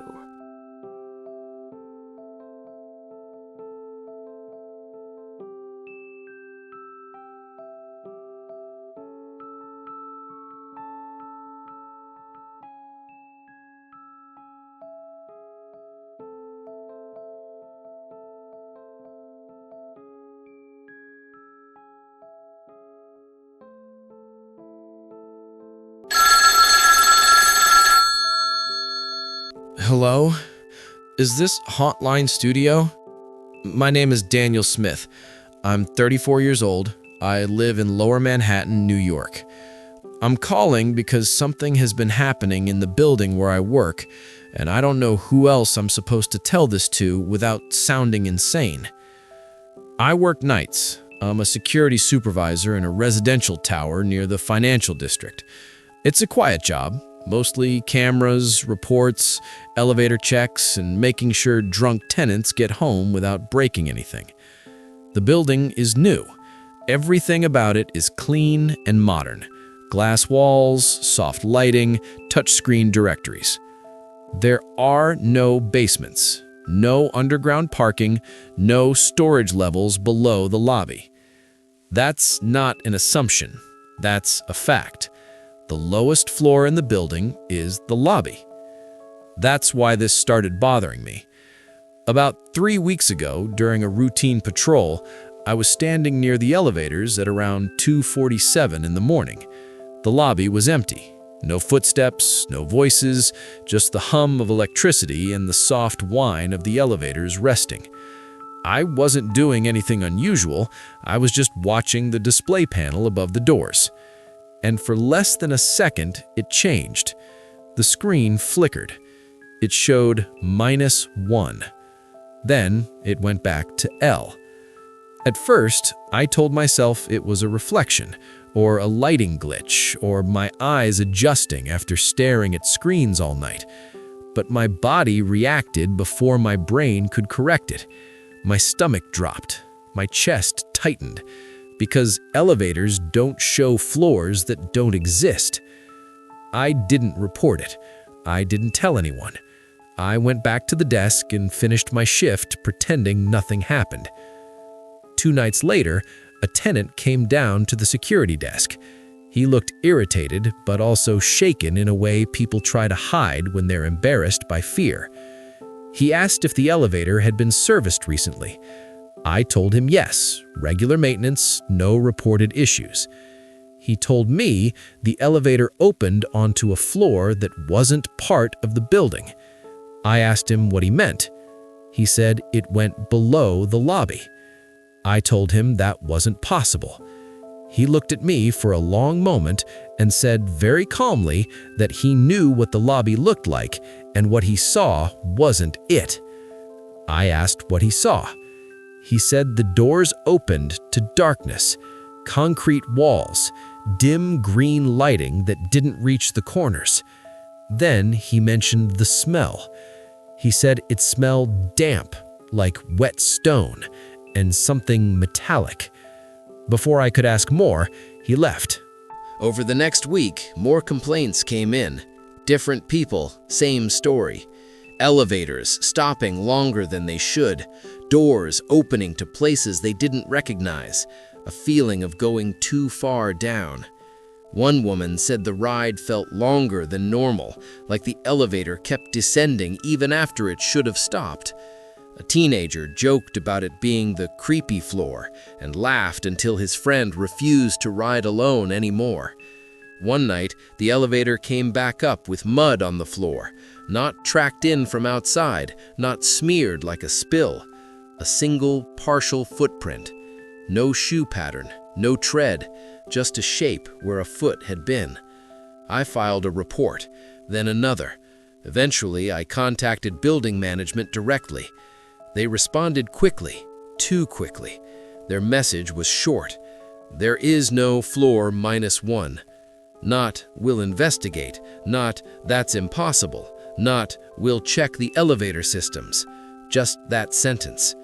When I asked why tenants were reporting the same thing, they replied that people misinterpret unfamiliar spaces. Then they asked me a question that didn't sit right. They asked if anyone had been riding the elevator alone. I asked why that mattered. They didn't answer. After that, I started paying closer attention. I reviewed elevator usage logs. I watched the timestamps. I listened to the complaints instead of dismissing them. And I noticed something. Every incident happened late at night, between 2:30 and 3:30 in the morning, and almost every time the person was alone. One night, while I was standing at the desk, the other security guard told me not to ride the elevator by myself after midnight. I laughed because it sounded ridiculous. He didn't laugh. He told me not to do it again. I asked him why. He said management never told us the whole story. Then he stopped talking. That night, at 2:46 in the morning, I decided to check for myself. I stepped into the elevator alone. The doors closed quietly.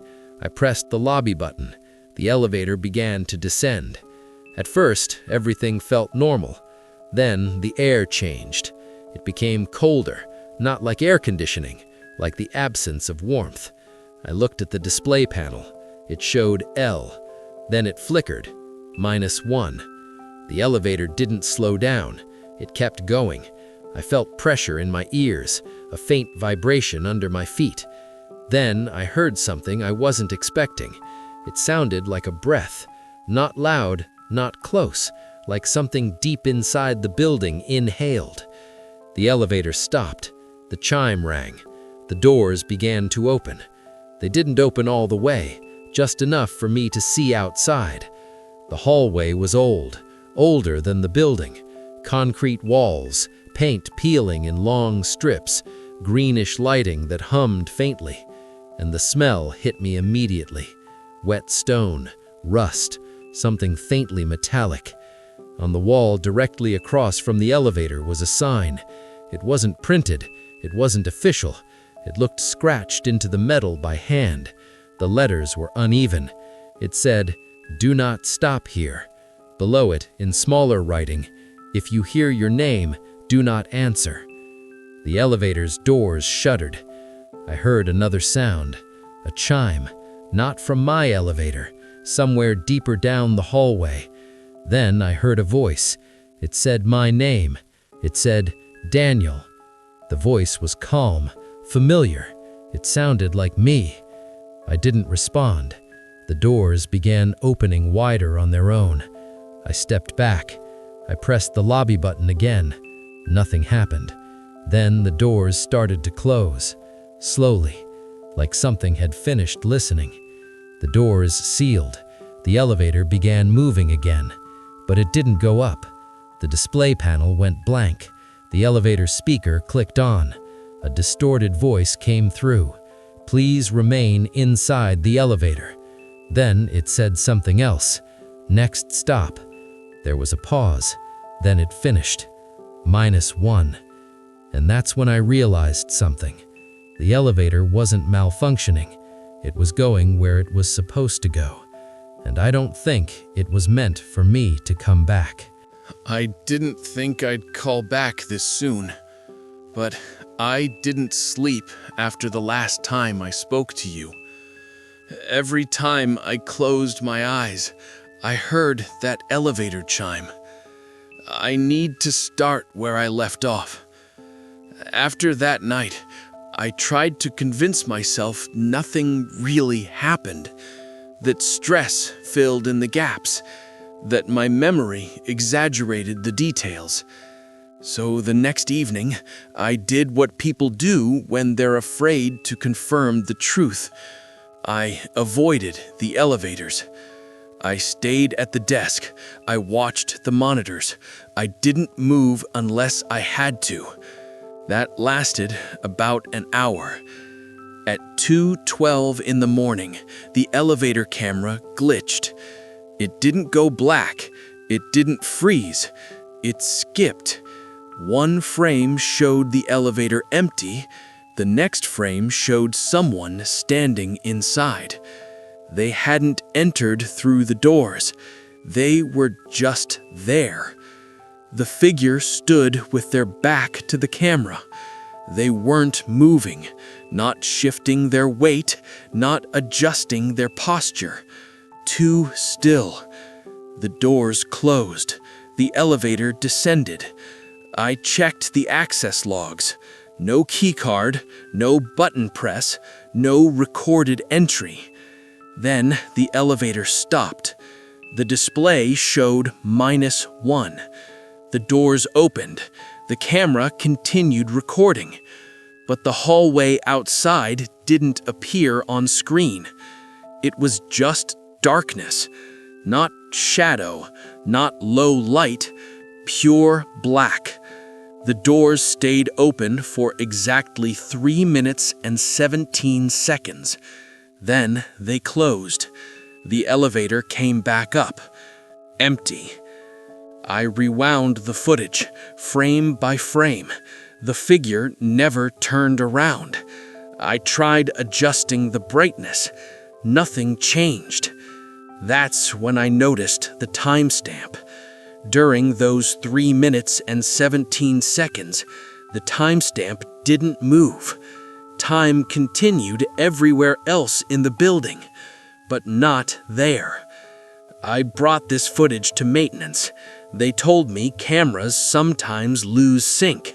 I told them cameras don't lose sync for exactly 3 minutes and 17 seconds. They told me to stop reviewing old footage.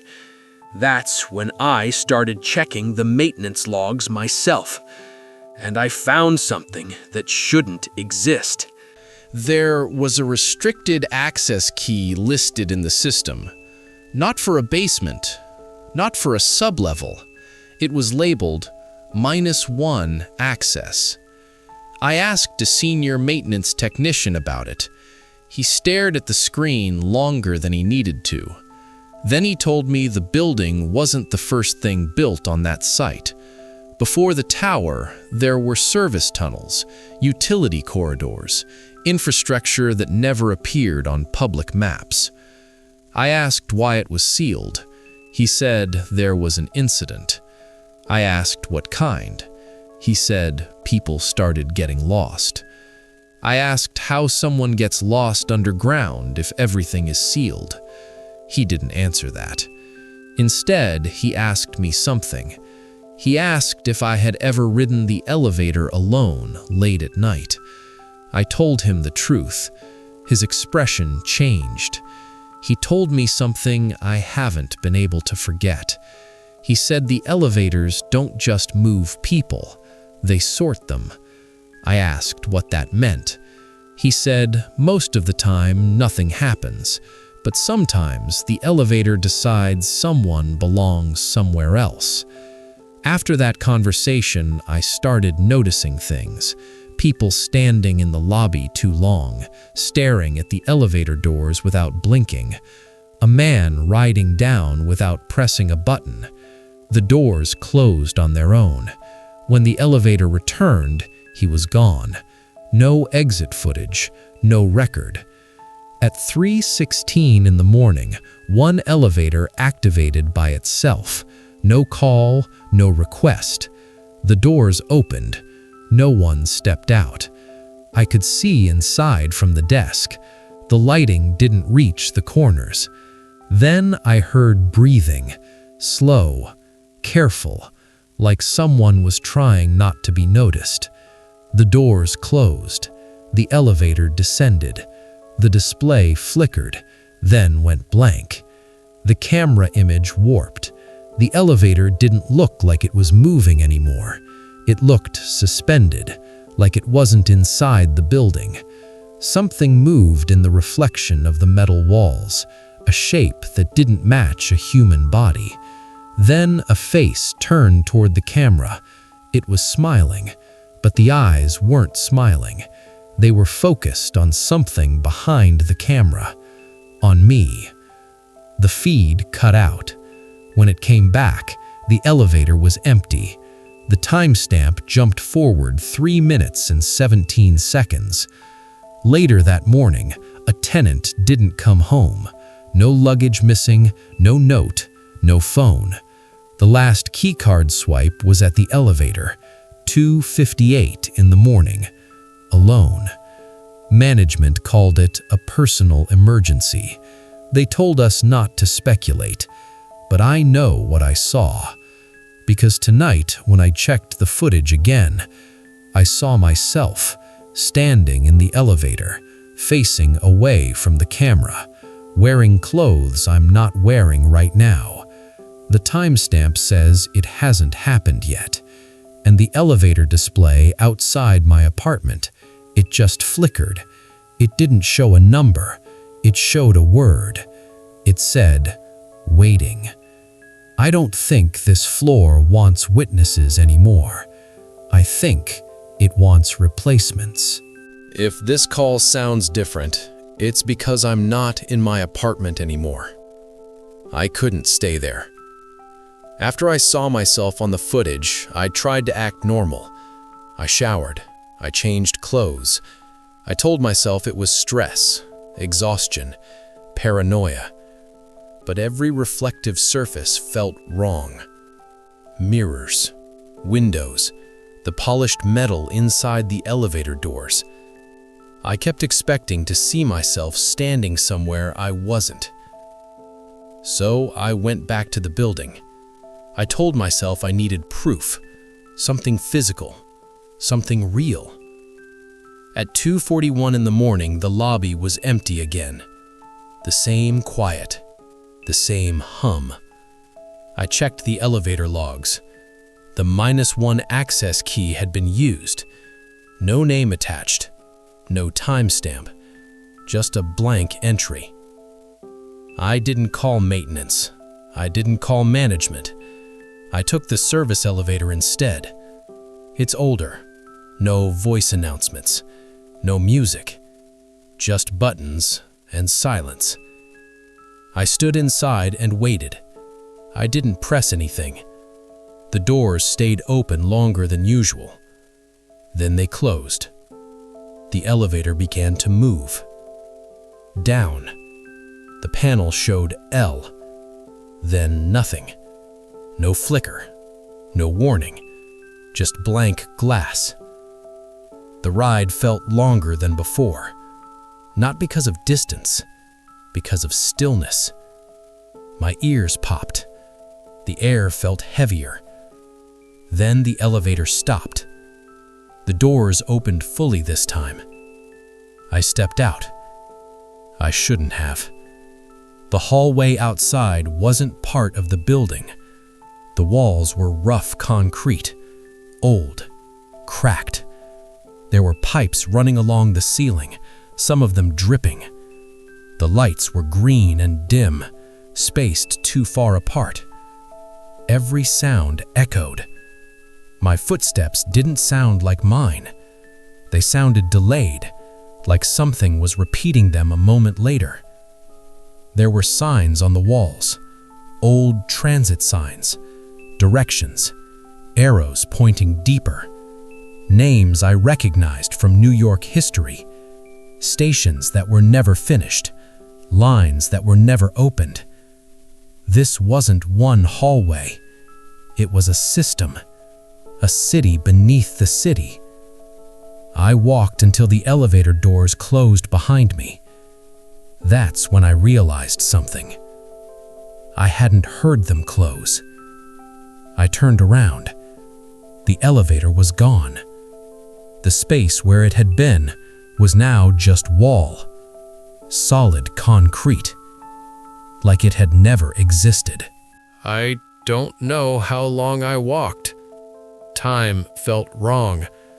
My phone had no signal. The clock wouldn't update. Eventually, I heard voices. Not whispers. Conversations. Normal ones. People talking like they were waiting for something. I followed the sound. I found a platform. It looked like an old subway station. Benches, faded maps, broken lights, and people. At least a dozen of them. They stood or sat quietly. None of them spoke. They all faced the same direction, toward a dark tunnel. I tried to talk to them. No one answered. Then one man turned his head. He looked relieved to see me.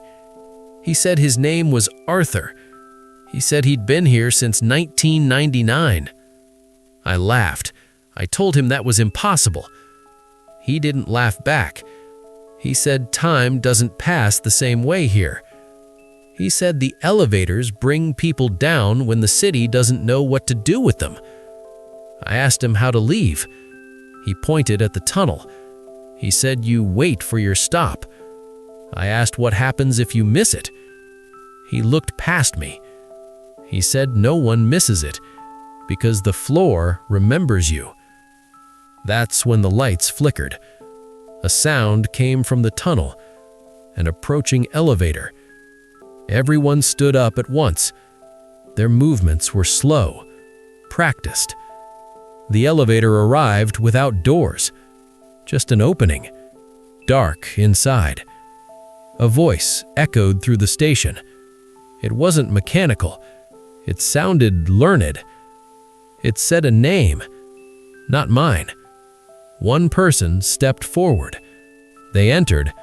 The elevator moved away. The platform felt emptier. I realized something then. No one here was new. They were all waiting. And I had arrived early. I felt something behind me. A presence. Close. Listening.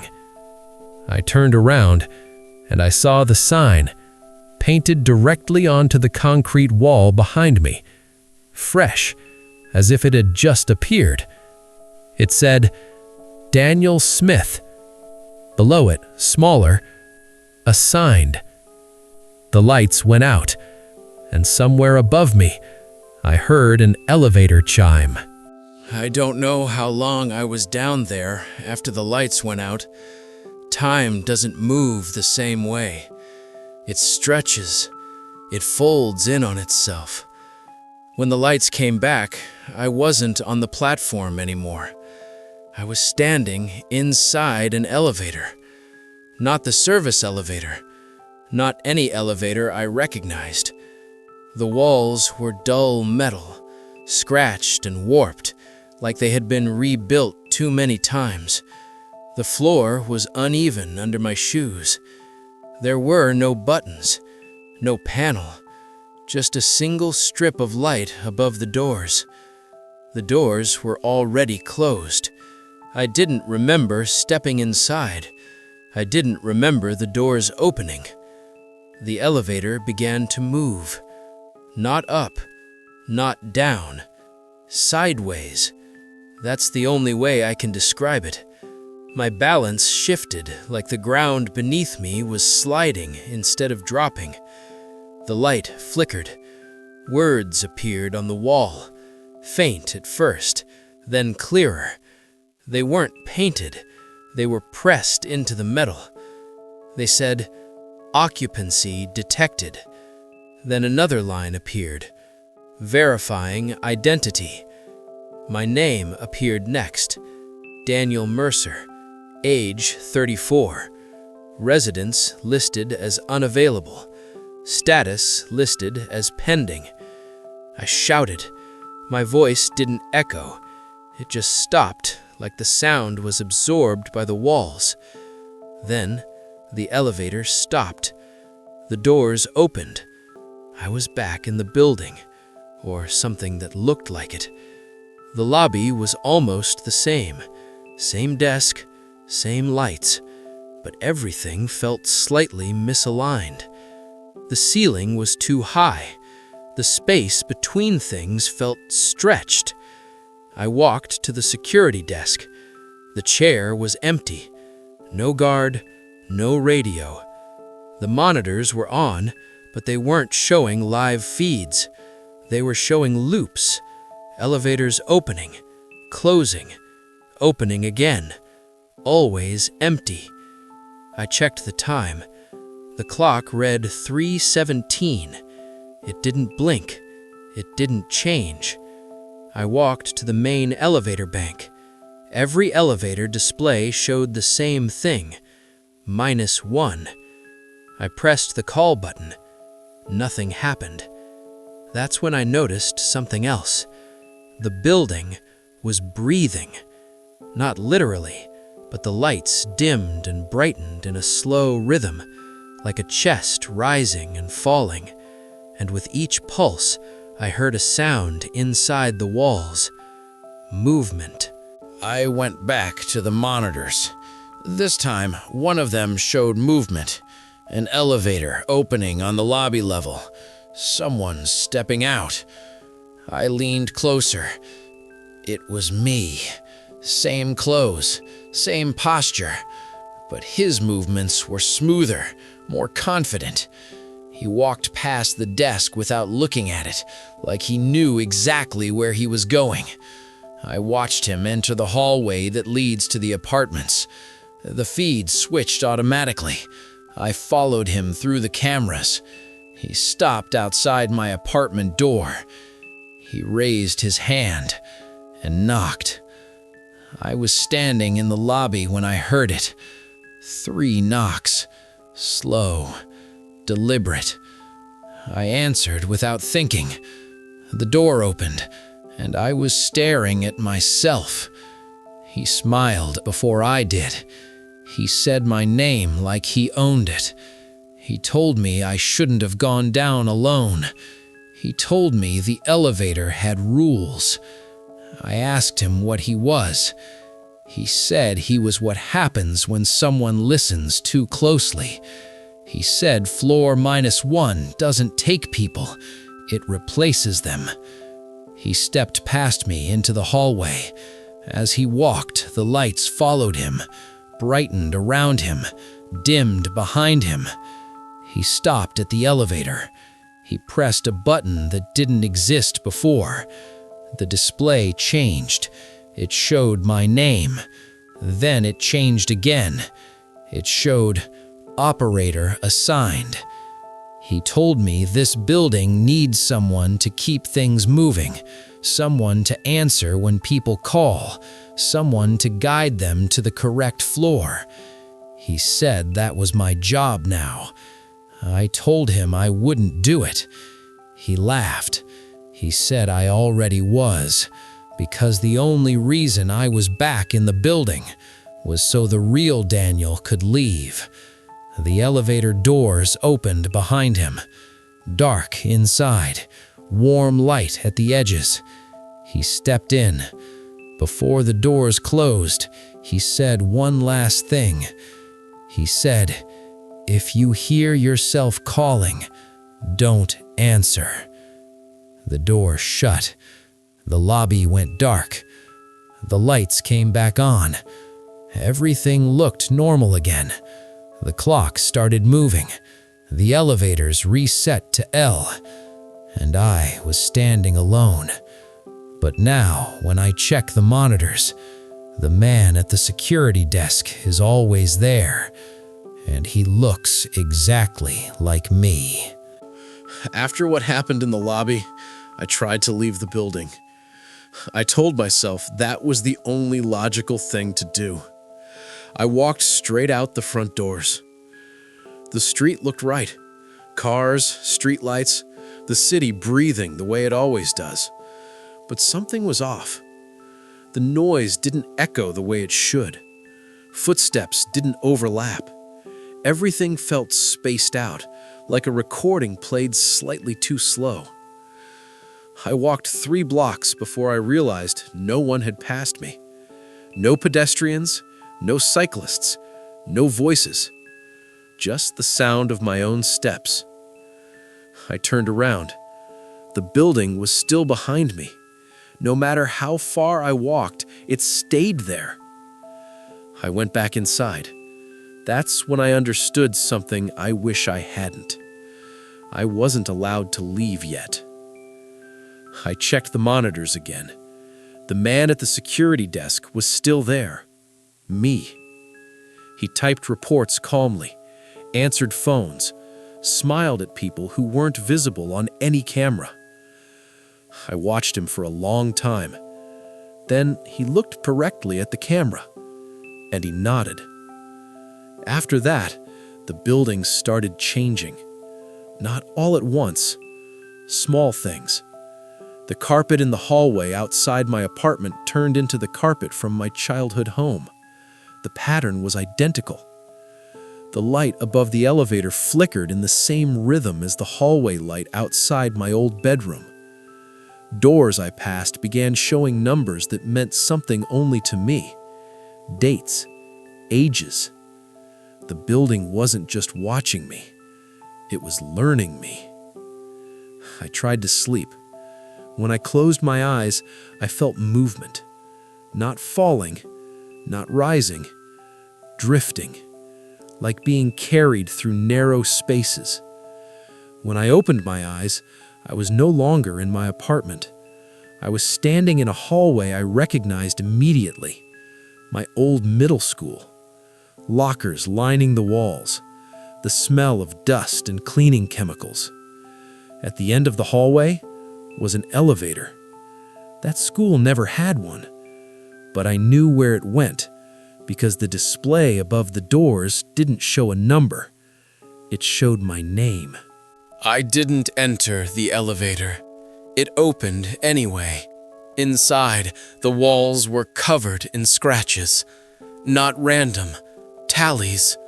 Hundreds of them, each one marked with a name. Some were scratched out, some were circled. Mine was there, fresh. The elevator spoke, not out loud, inside my head. It told me floor -1 doesn't erase people, it reorganizes them. It takes memories and turns them into hallways. It takes routines and turns them into rules. The reason the floor feels familiar is because it's built from the people inside it. Every watcher, every operator, every voice that answered when someone called for help. I asked what happens to the originals. The elevator showed me. The doors opened. I saw versions of myself standing in other elevators. Older, thinner, some barely moving. Each one answering a call, guiding someone else inside. I understood then. Floor -1 doesn't want bodies. It wants continuity. It needs someone to explain things. Someone calm. Someone believable. Someone who sounds human. I felt something settle into place, like a roll locking shut. The building shifted again. I was back in the lobby. The monitors were normal.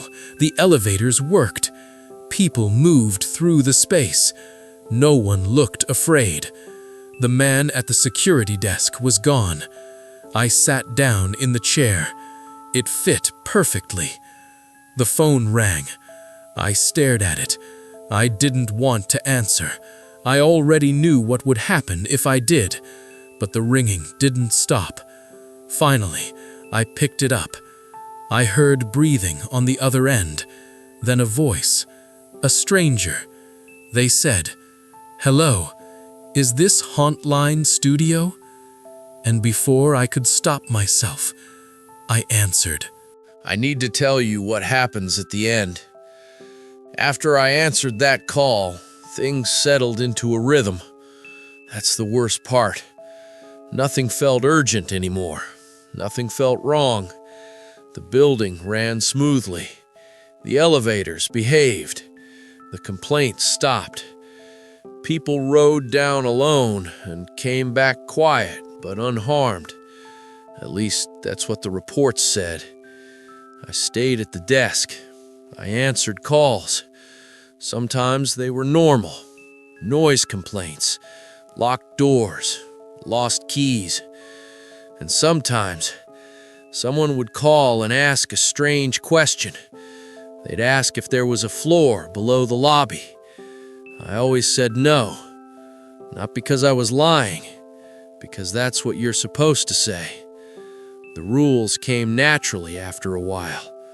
Never warn anyone directly. Never say the floor's name out loud. Never answer a call after 3:17 unless the phone rings twice. Most important of all, never ride the elevator alone. I don't remember learning those rules. I just knew them. Every night at 3:16, the building held its breath. The lights dimmed. The elevators paused. And for 1 minute, nothing moved. Then at 3:17, the system resumed. If someone was inside an elevator at that moment, they were reassigned. I watched it happen. Not on the cameras, in my head. The building showed me what it needed. I saw new hallways forming, new waiting platforms, new signs appearing, names carved into metal. Some nights I heard people calling my name through the walls. I never answered, because I knew what happens when you answer. Eventually, the building asked something of me. Not in words, in understanding. It wanted me to return to floor -1, not as a visitor, as an operator. The elevator opened behind the desk. No chime, no announcement, just an open door waiting. I stepped inside. The ride down felt different this time. Smooth, comfortable, like coming home. The doors opened onto a familiar space, not the platform, not the tunnels, a control room. Old monitors, analog switches, buttons worn smooth by hands that no longer exist. Each screen showed an elevator. Each elevator showed a person. Some were standing, some were sitting, some were already listening. A voice spoke beside me, not from the elevator, from the room itself. It thanked me. It told me I was well suited. I asked what would happen to the people who went down. The room showed me. Some became watchers. Some became voices. Some became warnings no one believes. I asked what would happen to me. The room showed me that too. I would answer calls. I would explain things gently. I would sound calm, human, believable. That's how the building keeps order. That's how it keeps the city moving above without anyone noticing what's below. The voice told me something else.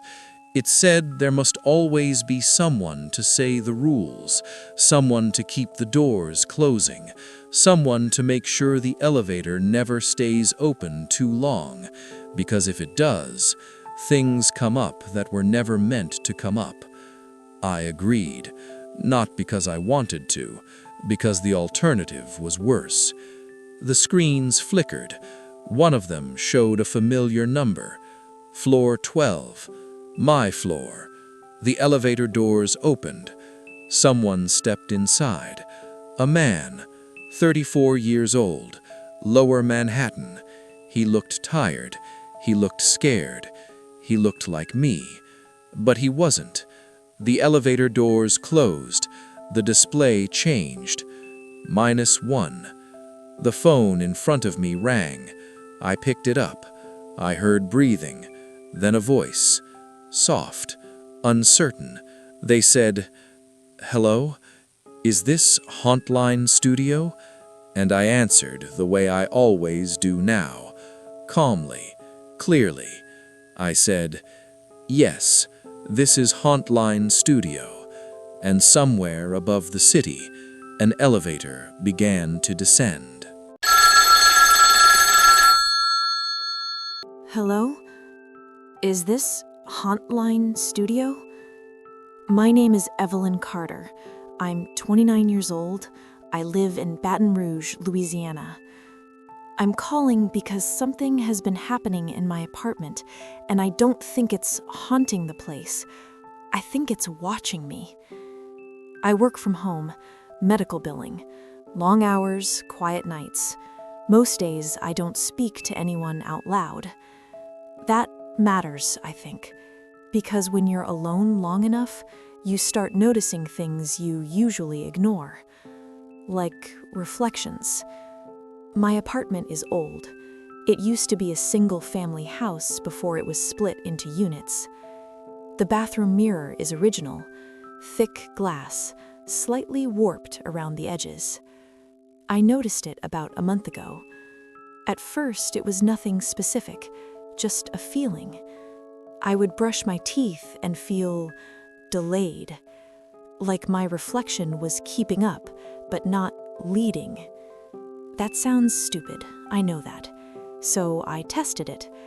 I raised my hand slowly. The reflection did the same. I tilted my head. It followed. Everything normal. But the feeling stayed. Like someone was standing too close behind my eyes. The first real moment happened at night, around 2 a.m. I just finished work and went into the bathroom to wash my face. The mirror was fogged from the shower earlier. My reflection was blurred.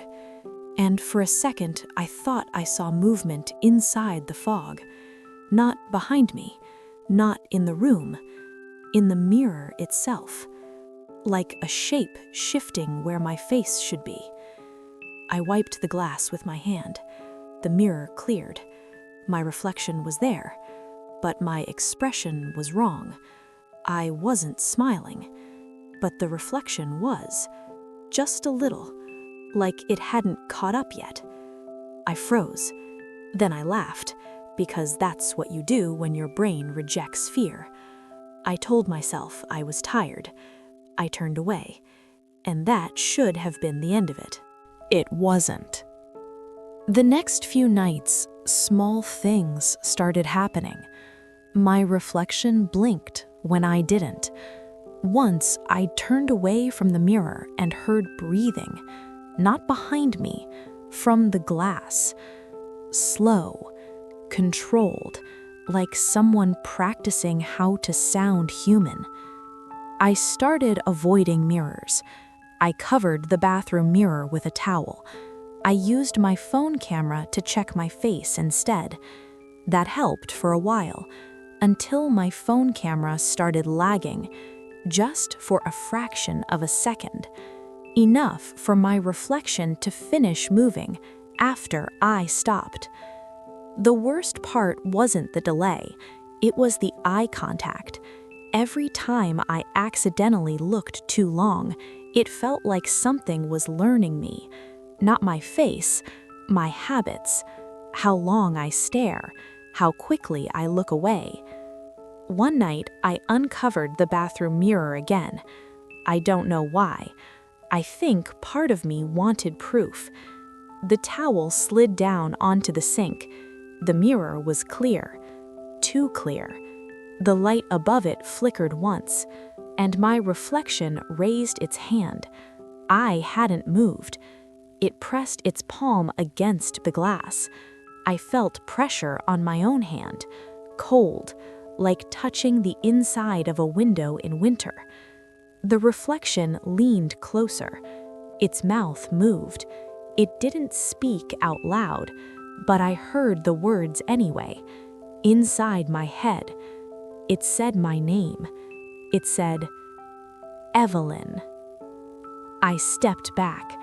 The reflection didn't. It stayed where it was, still touching the glass, still smiling. Then it did something that made my legs give out. It tilted its head and asked me a question. It asked, "Are you done with it yet?" I locked myself in my bedroom after that. I didn't sleep because every time I closed my eyes, I saw my reflection standing in the bathroom, waiting for me to come back. And tonight, when I uncovered the mirror again, my reflection wasn't there at all, but something else was. Something that looked like it had been standing there for a very long time, watching. After the mirror was empty, I convinced myself that meant whatever was happening had stopped, that maybe it had given up. That was the lie I needed to sleep. The next morning, everything looked normal. The bathroom mirror reflected me again, no delay, no smile. But something had changed. My reflection didn't feel passive anymore. It felt attentive, like it was waiting for instruction. I tried to ignore it and went about my day. Work emails, spreadsheets, numbers scrolling past my eyes. But every time I walked past the bathroom, I felt pressure behind my eyes. Not a headache, more like a reminder. By late afternoon, I noticed marks on the mirror. Not fingerprints, not smudges, handprints. On the inside of the glass, pressed from the wrong side. I wiped the surface. They didn't smear. They faded slowly like breath on a cold window. That night, the mirror started showing me things I hadn't done yet. I saw myself brushing my hair. Then, seconds later, I did it. I saw myself turn off the light. Then I did.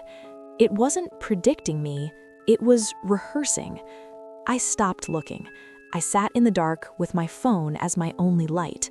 That's when I heard the tapping. Soft, rhythmic, coming from the bathroom. 3 taps, a pause, 3 taps again. I didn't move. The tapping continued until I heard something worse. My own voice. Quiet, practicing, repeating my name the way I say it when I answer the phone. I finally went back to the bathroom. I don't know what I thought would happen. The mirror was fogged again, not from steam, from heat. The room felt warmer near the glass. I wiped a circle with my sleeve. Inside the clear patch, I saw the reflection standing closer than it should.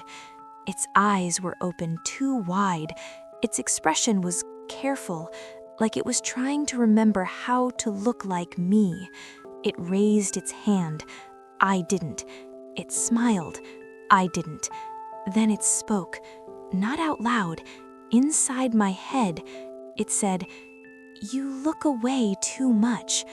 I felt something shift behind my eyes, pressure, like something sliding into alignment. The reflection leaned forward. The glass bowed outward slightly. I felt warmth on my face, breath. Then it asked me something that made my stomach drop. It asked, "Can I try now?" The lights flickered. For a split second, the reflection was gone, and I was standing inside the mirror, looking out. I screamed. The image snapped back. I was on the bathroom floor. The mirror was normal again, but my reflection was breathing heavily, like it had just run. I locked the bathroom door. I pushed a chair under the handle. I'm calling you now because something is happening again. I'm sitting in my bedroom. There are no mirrors in here, but my phone screen just went dark, and when it lit up, my reflection was already there, looking straight at me, smiling, and it just blinked. I know that sounds dramatic, but I need you to understand something.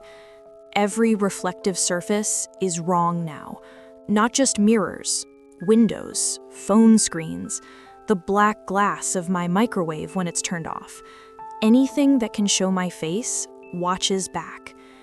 After I saw myself on my phone screen, I turned it off and placed it face down. I didn't touch it for hours. I sat on my bed and stared at the wall. I thought if I didn't look, it couldn't learn anything new. That's when I heard footsteps. Not in the apartment, in the reflection. A soft sound, like bare feet on tile, moving closer. I covered my eyes. I told myself this was panic, sleep deprivation, a stress response. Then I heard my own voice say something from the bathroom. It said, "I can do it better now." I didn't answer. I didn't move. The bathroom door creaked open, slowly. I kept my eyes closed, but I could feel it, that pressure again, like someone standing too close, like breath against my cheek. Then I heard the sink turn on, water running. I heard the sound of someone washing their hands, the way I do, careful, precise. When the water stopped, I heard footsteps move away. The bedroom door closed softly. I opened my eyes. Nothing had moved. The chair was still under the bathroom handle. The door was still shut. But the mirror had fogged again, from the inside. I took the towel off the mirror with my eyes closed. I don't know why I did that. Curiosity, maybe, or something else pushing me. When I opened my eyes, the reflection wasn't me. It was close, too close. Too close I could see imperfections, details, tiny scars I forgot about, freckles I stopped noticing. But something was off. The eyes didn't move when they should. They lagged, like they were being adjusted manually. The reflection smiled. It practiced different expressions: concern, confusion, fear. Each one lasted a second too long. Then it spoke, out loud this time, using my voice. It said, "You don't use this body enough." My legs shook. I asked it what it wanted.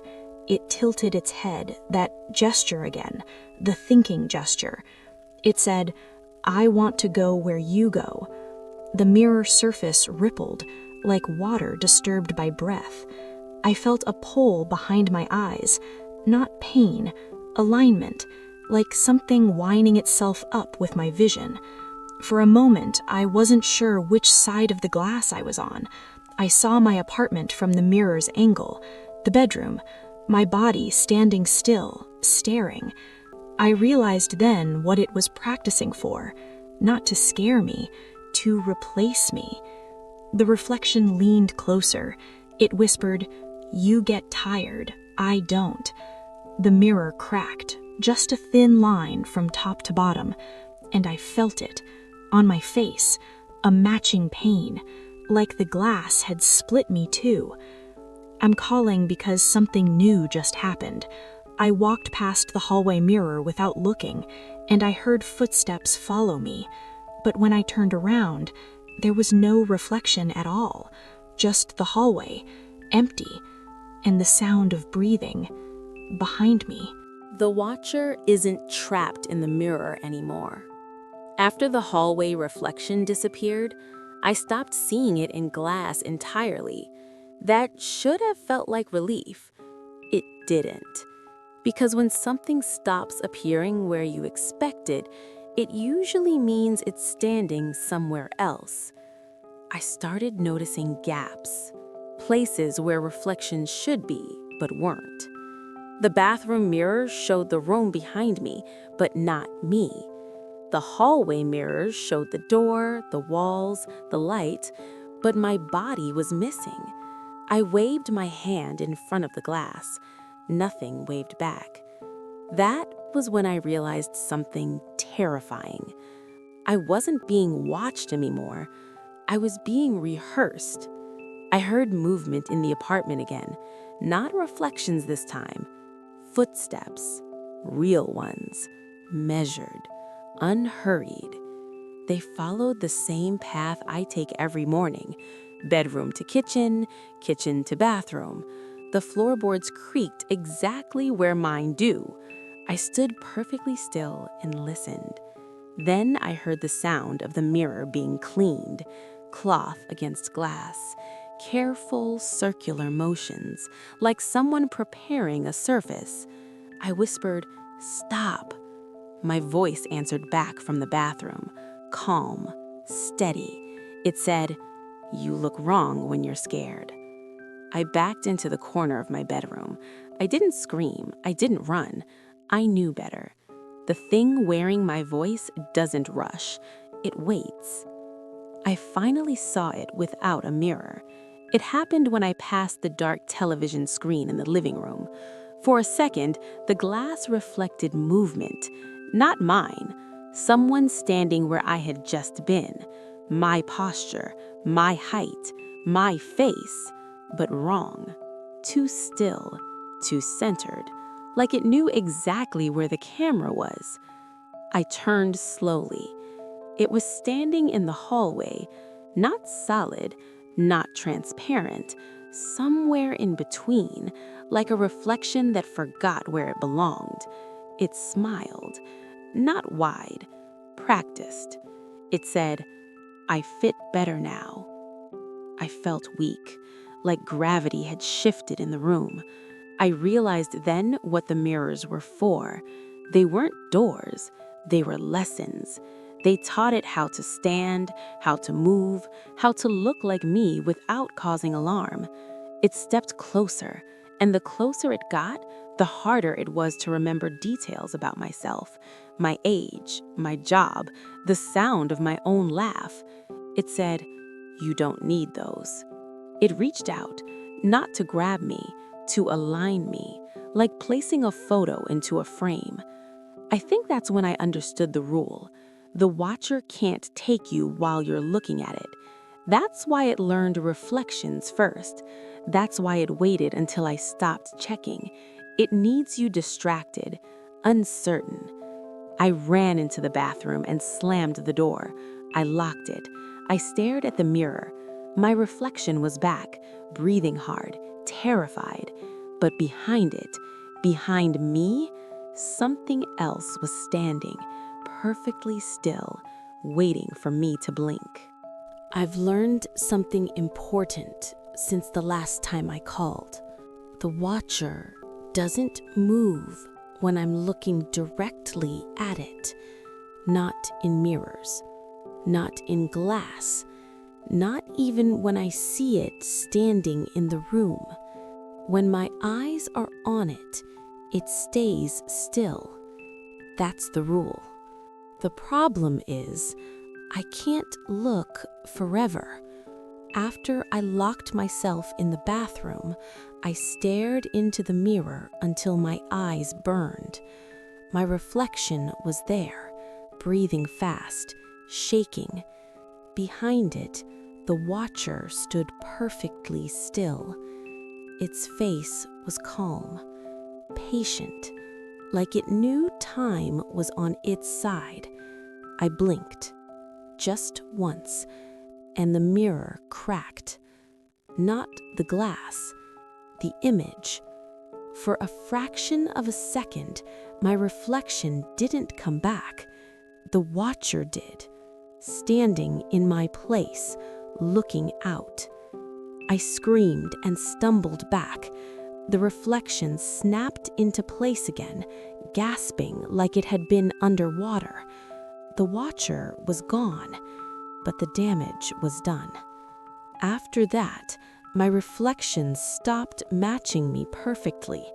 It lagged again, not in movement, in emotion. I would feel fear, and it would smile. I would try to stay calm, and it would look disappointed, like I was failing an exam. I realized something then. The watcher isn't trying to scare me anymore. It's waiting for me to give up. I stopped checking mirrors. I covered them again, every single one.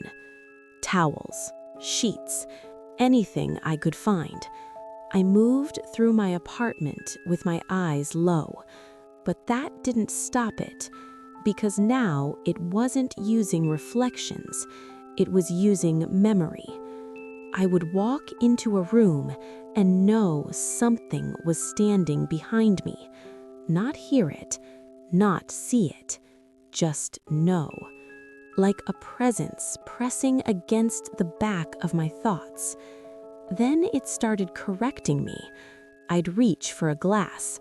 My hand would hesitate, and I'd hear my own voice in my head say, "No," like this. My posture changed without me meaning to. My smile softened when I wasn't smiling. My voice came out steadier when I spoke to myself. It was helping, practicing, refining.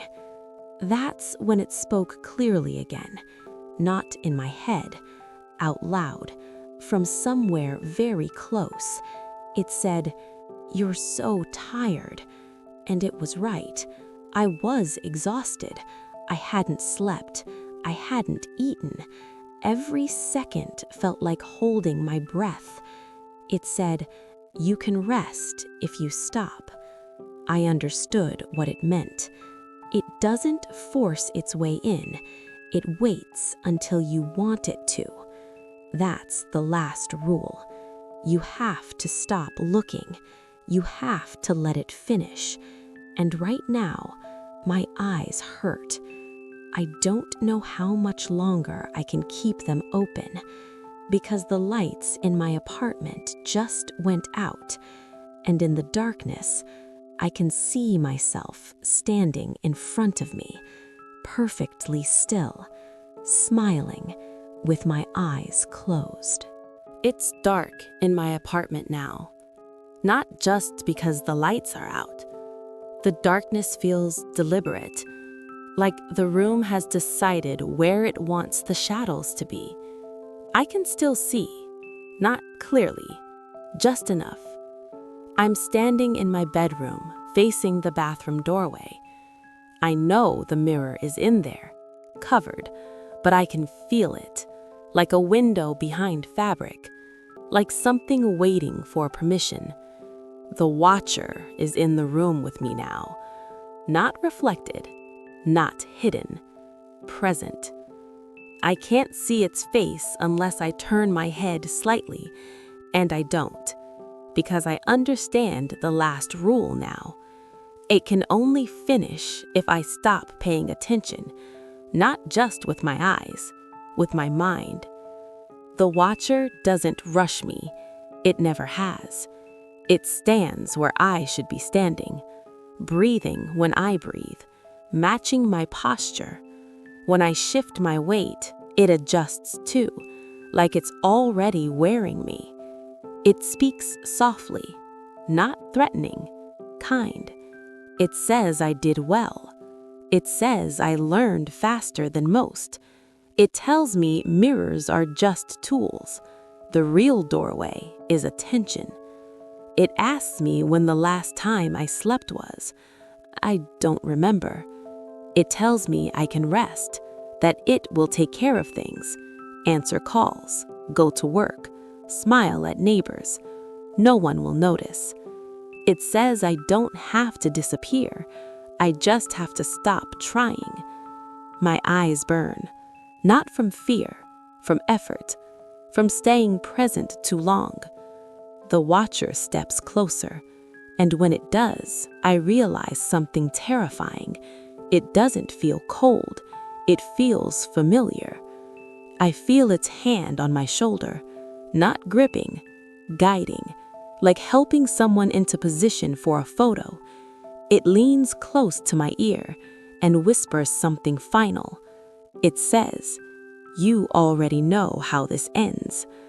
I think of all the times I stared into mirrors without thinking, all the times I checked my reflection to make sure I was still me. I think of how tired I am, how heavy my thoughts feel. The watcher moves in front of me. I'm looking at myself now, perfectly still, eyes closed, peaceful, waiting. I understand what it wants, not my body, my absence. It doesn't need me to push me out. It needs me to stop holding the door open. My vision blurs, not from tears, from relief.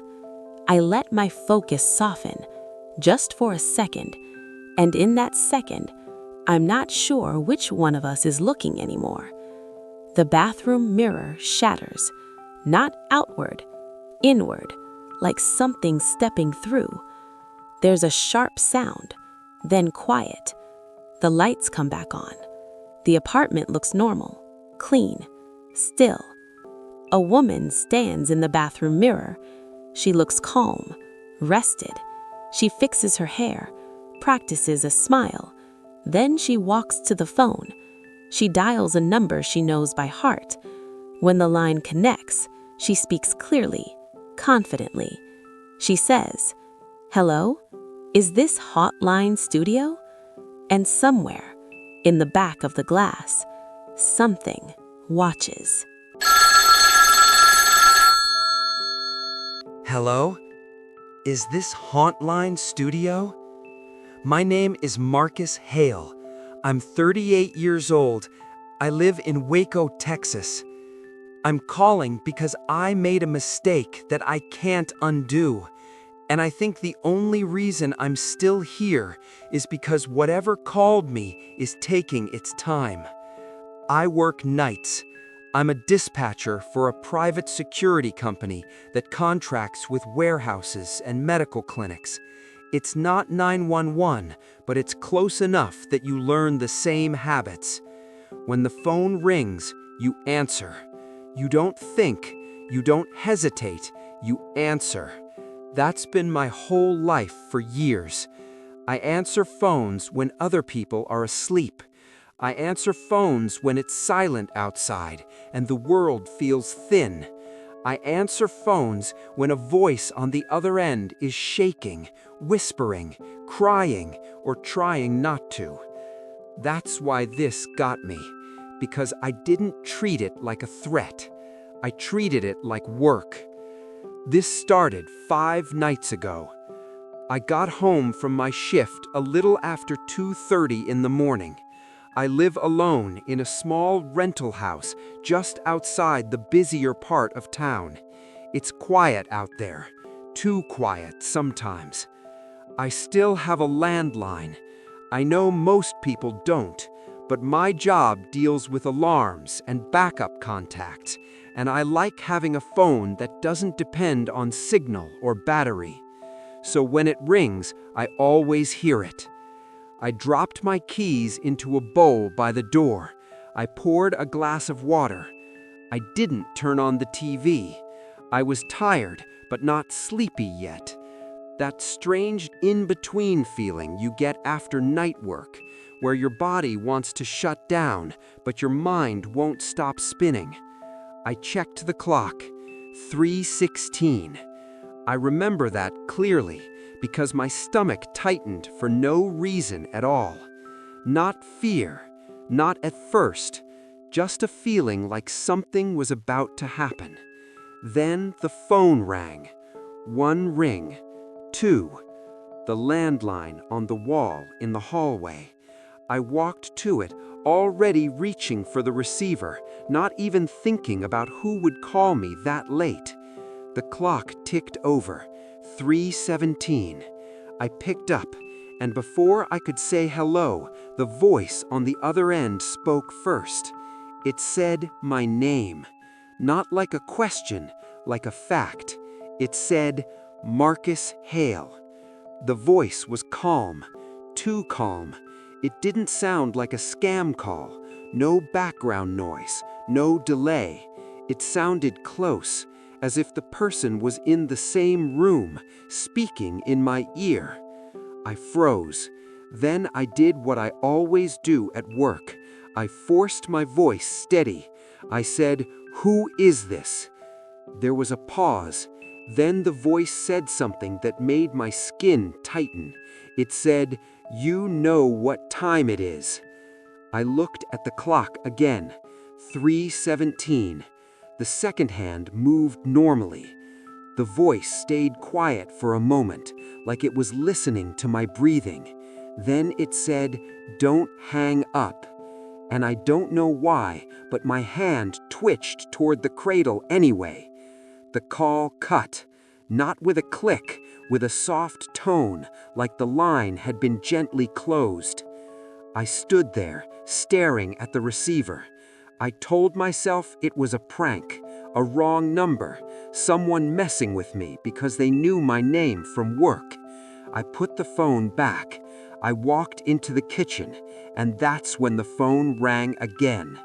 1 ring, 2, same slow rhythm. I didn't answer. I stared at the hallway phone like it was an animal that might move. It rang 3 times, then it stopped. A full minute passed. I breathed again. Then the answering machine light blinked. 1 new message. That didn't make sense. I hadn't answered, so how could there be a message? I pressed play. The tape clicked, and my own voice came out of the speaker.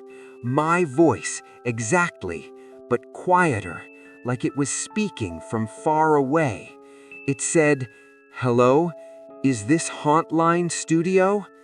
My blood left my face because I didn't record that. I didn't call anyone. The tape continued. My voice whispered, "He's waiting." Then it ended. I stood there holding the phone with both hands. The clock read 3:19. My heart was pounding like I'd been running. I unplugged the landline from the wall. I told myself that was the smart move. No power, no ring, problem solved. I went into my bedroom. I sat on the edge of the bed. I tried to slow my breathing, and that's when I heard it. Not the ring, a different sound, a soft, steady tone, like a dial tone, coming from the hallway, from the phone I had just unplugged. I didn't move at first. I listened. That tone wasn't loud, but it was clear, like someone had lifted the receiver and left it off the hook, except I hadn't. I stood up slowly and walked into the hallway. The phone was still on the wall. The cord was still unplugged, but the receiver was hanging slightly off the cradle, not fully lifted, just not seated correctly, as if something had touched it. I picked it up. The dial tone stopped immediately. I put it back down carefully. It sat flush. The sound stopped. I stared at it for a long time. Then I did something stupid. I plugged it back in. I told myself I needed to prove there was a normal explanation. Loose cradle, old hardware, electrical hum. The moment it connected, the phone rang. Instantly. Not 1 ring, then 2. It rang the second I plugged it in, like it had been waiting for permission. I didn't answer. I watched it ring. 7 times. 8. 9. Then it stopped. I expected the blinking message light again. It didn't blink. Instead, the line clicked open by itself. No ring, no beep, just the sound of connection, the faint hiss of an open call. I stood perfectly still, and then the voice spoke. It sounded even closer than before. It said, "Better." I couldn't breathe. I whispered, "Who are you?" The voice said, "You're late." I looked at the clock. 3:17 again. Not possible. I had watched time move forward, but the clock on the wall had reset. The second hand was moving. The minute hand was on 17. I turned and checked my phone, my cell phone. It read 3:24, but the landline clock and the kitchen clock both said 3:17. I stepped back, like the hallway itself had shifted. The voice spoke again. It said, "You answered yesterday." I said, "I didn't." The voice paused. Then it said, "The line was already open." I felt a cold wave move through my chest because I remembered something. That first call. I remembered picking up. I remembered hearing my name, but I couldn't remember speaking at all. The voice continued, calm and patient. It said, "When it's 3:17, you don't start the call." It said, "You continue it." My mouth went dry. I tried to hang up. My hand reached for the receiver, but the receiver felt heavier than it should, like it didn't want to move. I forced it down. The line didn't click off. The hiss remained. It stayed open, like hanging up didn't work anymore. The voice lowered, almost kind. It said, "You're good at this." Then it said the worst thing it could have said. It said, "That's why we chose you." I backed away from the phone. The hiss followed me, not louder, but present, like the sound was inside my head now. I went into the kitchen. The clock still said 3:17. I walked to the window. Outside, the street was empty. No cars, no dogs, no wind, just stillness. Then my cell phone buzzed, a voicemail notification from my own number. I didn't call myself. My hands shook as I pressed play. The voicemail began with a soft breath. Then my own voice whispered, "Don't answer after 3:17. I stared at the screen. My throat tightened, because the voice on the voicemail didn't sound like a warning. It sounded like a rule being taught. Then, behind my voice, faint but clear, I heard the landline ringing again. But this time, it wasn't coming from the hallway. It was coming from inside the voicemail. I stayed in the kitchen until sunrise, watching the clocks until they finally moved past 3:17 and stayed there. When morning came, everything looked normal again. The landline was quiet. The clocks matched my phone. The house felt like a house again. That should have made me feel better. It didn't. Because I knew the night wasn't a malfunction. It was a window. I went to work early that evening, hoping routine would ground me. Dispatch rooms are good for that. Screens, radios, familiar voices. I didn't tell anyone what happened, not at first. But at 3:16 that morning, I noticed something strange. Every dispatcher in the room stopped talking. Not all at once, just gradually. Conversations faded out. Keyboards slowed. The radios went quiet. Like the room itself was waiting. At 3:17, one of the phones rang. Not my console. A personal phone at the far desk. No one answered it. It rang 7 times, then stopped. No one spoke for a full minute after that. Finally, one of the older dispatchers cleared his throat and said very casually, "All right, back to it." Like nothing happened. I leaned over and asked him whose phone that was. He didn't look at me. He said, "Doesn't matter." I asked him why nobody answered. That's when he finally turned. His face changed when I said the time out loud. 3:17. He told me not to say it again. He told me there are things you don't name during that minute. I asked him what happens if you answer. He hesitated.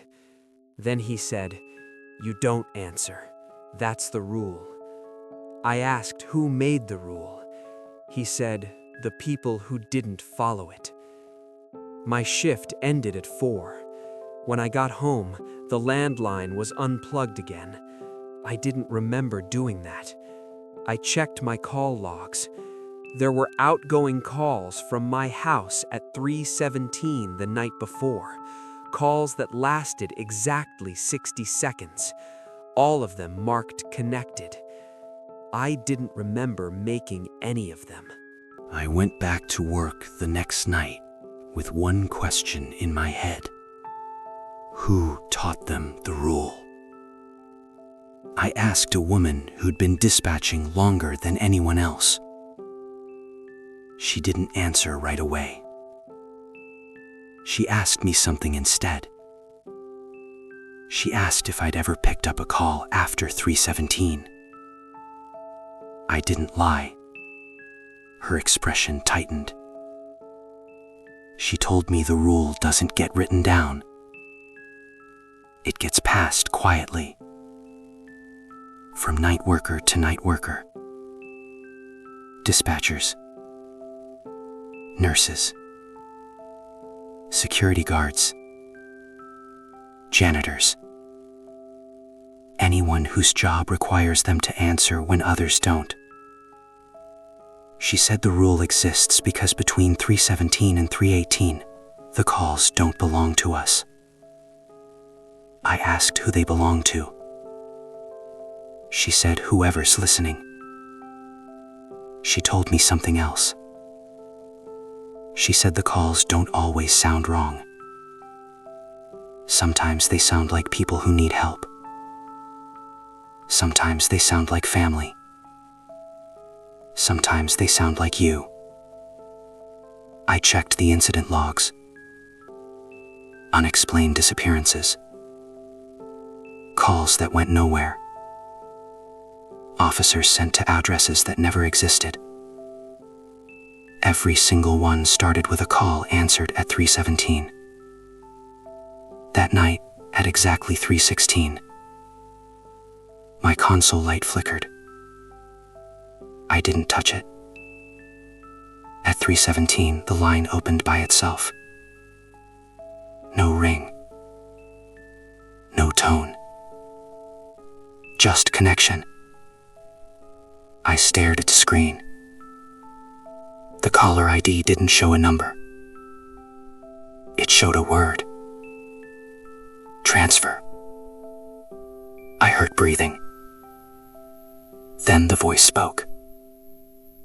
It sounded calmer than before. More confident. It said, "You're learning." I whispered, "What happens at 3:18? The voice paused. Then it said, "That depends on whether you're still on the line." The clock changed.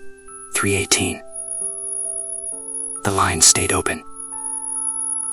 The voice smiled through the sound and said, "You stayed." The hours between 3:17 and 3:18 don't belong to the rest of the day. They don't connect to what comes before or after. They exist on their own. After that last call at work, things stopped lining up. Not dramatically, not all at once. Small errors. I would finish a shift and realize I couldn't remember the last hour. My reports were filled out correctly, but I didn't remember typing them. I found coffee cups in the trash I didn't remember drinking from. Voicemails on my phone I didn't remember listening to, all time-stamped 3:17. I stopped sleeping at home. I stayed late at work instead. The dispatch rooms never fully go dark, and I needed light. I needed noise. I needed other people breathing near me. But even there, the pattern continued. At 3:16, everything slowed. At 3:17, one line always opened. Not always the same phone, sometimes a radio channel, sometimes a personal cell left charging. Once it came through the emergency alert system speaker. No alarm, just an open channel. Breathing. I started hearing other voices on the line, not speaking to me, speaking past me. People saying hello. People asking if anyone was there. People crying softly like they didn't want to be heard. I realized something horrifying. These weren't incoming calls. They were already answered. I was just listening in. I asked the voice why this was happening. It said, "You're positioned correctly." I asked what that meant. It said, "You're still human, but you don't disconnect." That's when I understood. 317 isn't a time, it's a handoff. The voice finally explained it in a way I could understand. Between 317 and 318, systems change priority.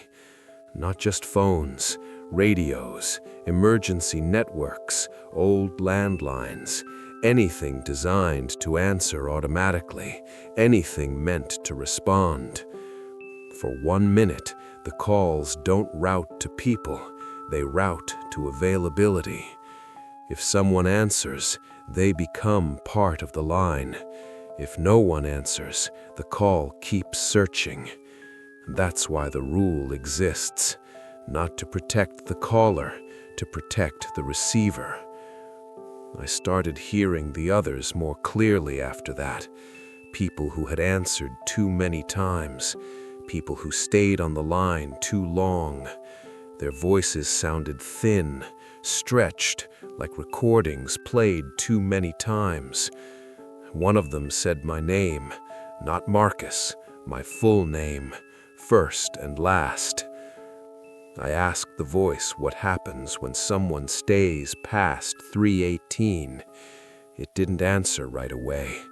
Then it said, they stop hanging up. That night, I found myself answering calls without realizing it.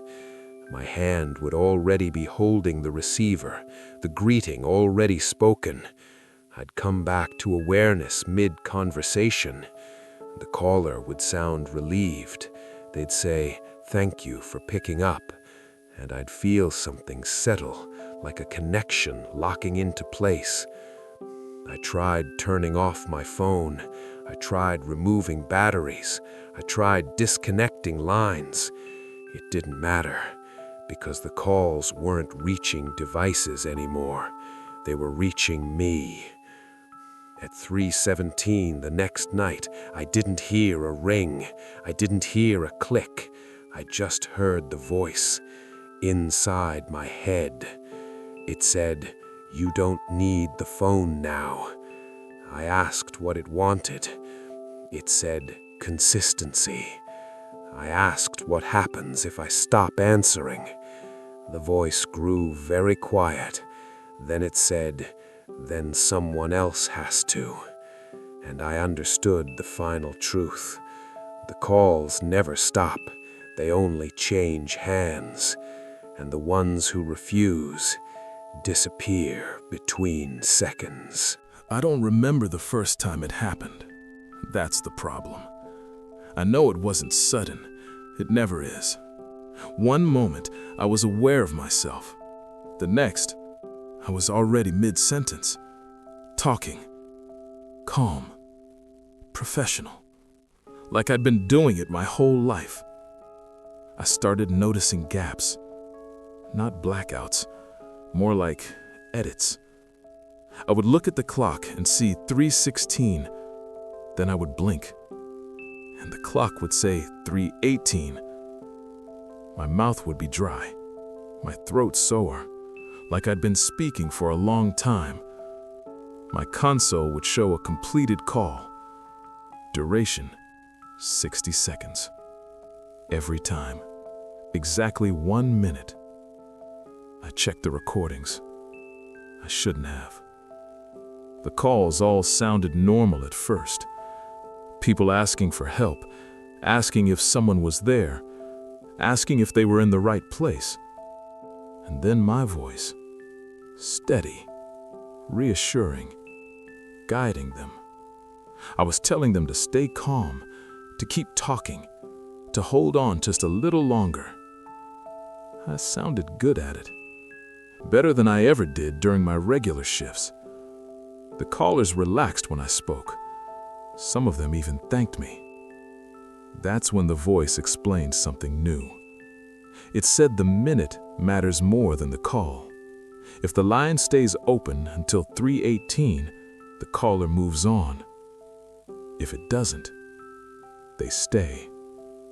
Not on the phone. Here. I asked what here meant. The voice didn't answer. Instead, it showed me. I started seeing people in the room who weren't there, standing near the walls, near the doors, always just outside my direct focus. They looked tired, confused, like they'd been waiting to be acknowledged. When I looked directly at them, they were gone. When I stopped looking, I could hear them breathing. The voice told me they were callers, people who stayed on too long, people who didn't hang up, people who answered again. I realized something terrifying after that. The reason the calls sound normal is because they start normal. They don't cross over immediately. They ease in. That's why the rule isn't don't listen. It's don't answer. Answering is consent. Every time I stayed on the line until 3:18, I felt something change. Not physically, internally. Like my sense of urgency dulling, like my instinct to question fading. I stopped feeling afraid when the calls came in. I started feeling prepared, needed.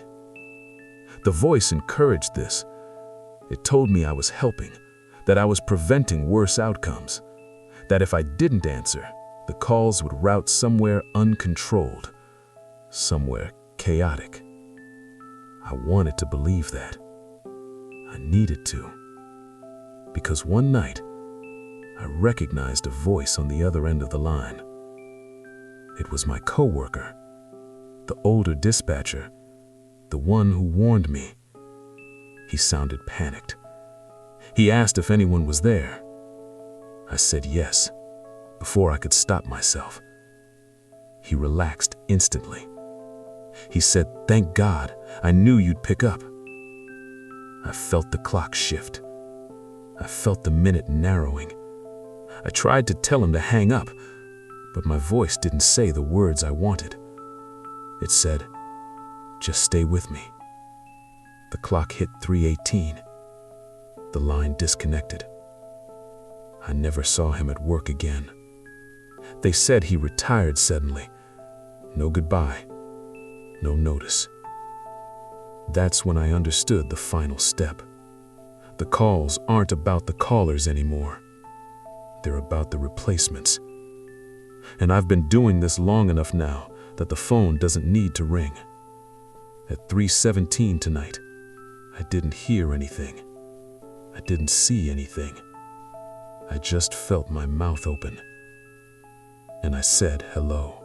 If you love the slow burn of fear, the stories that creep under your skin, subscribe now. Don't fight the darkness. Let it follow you.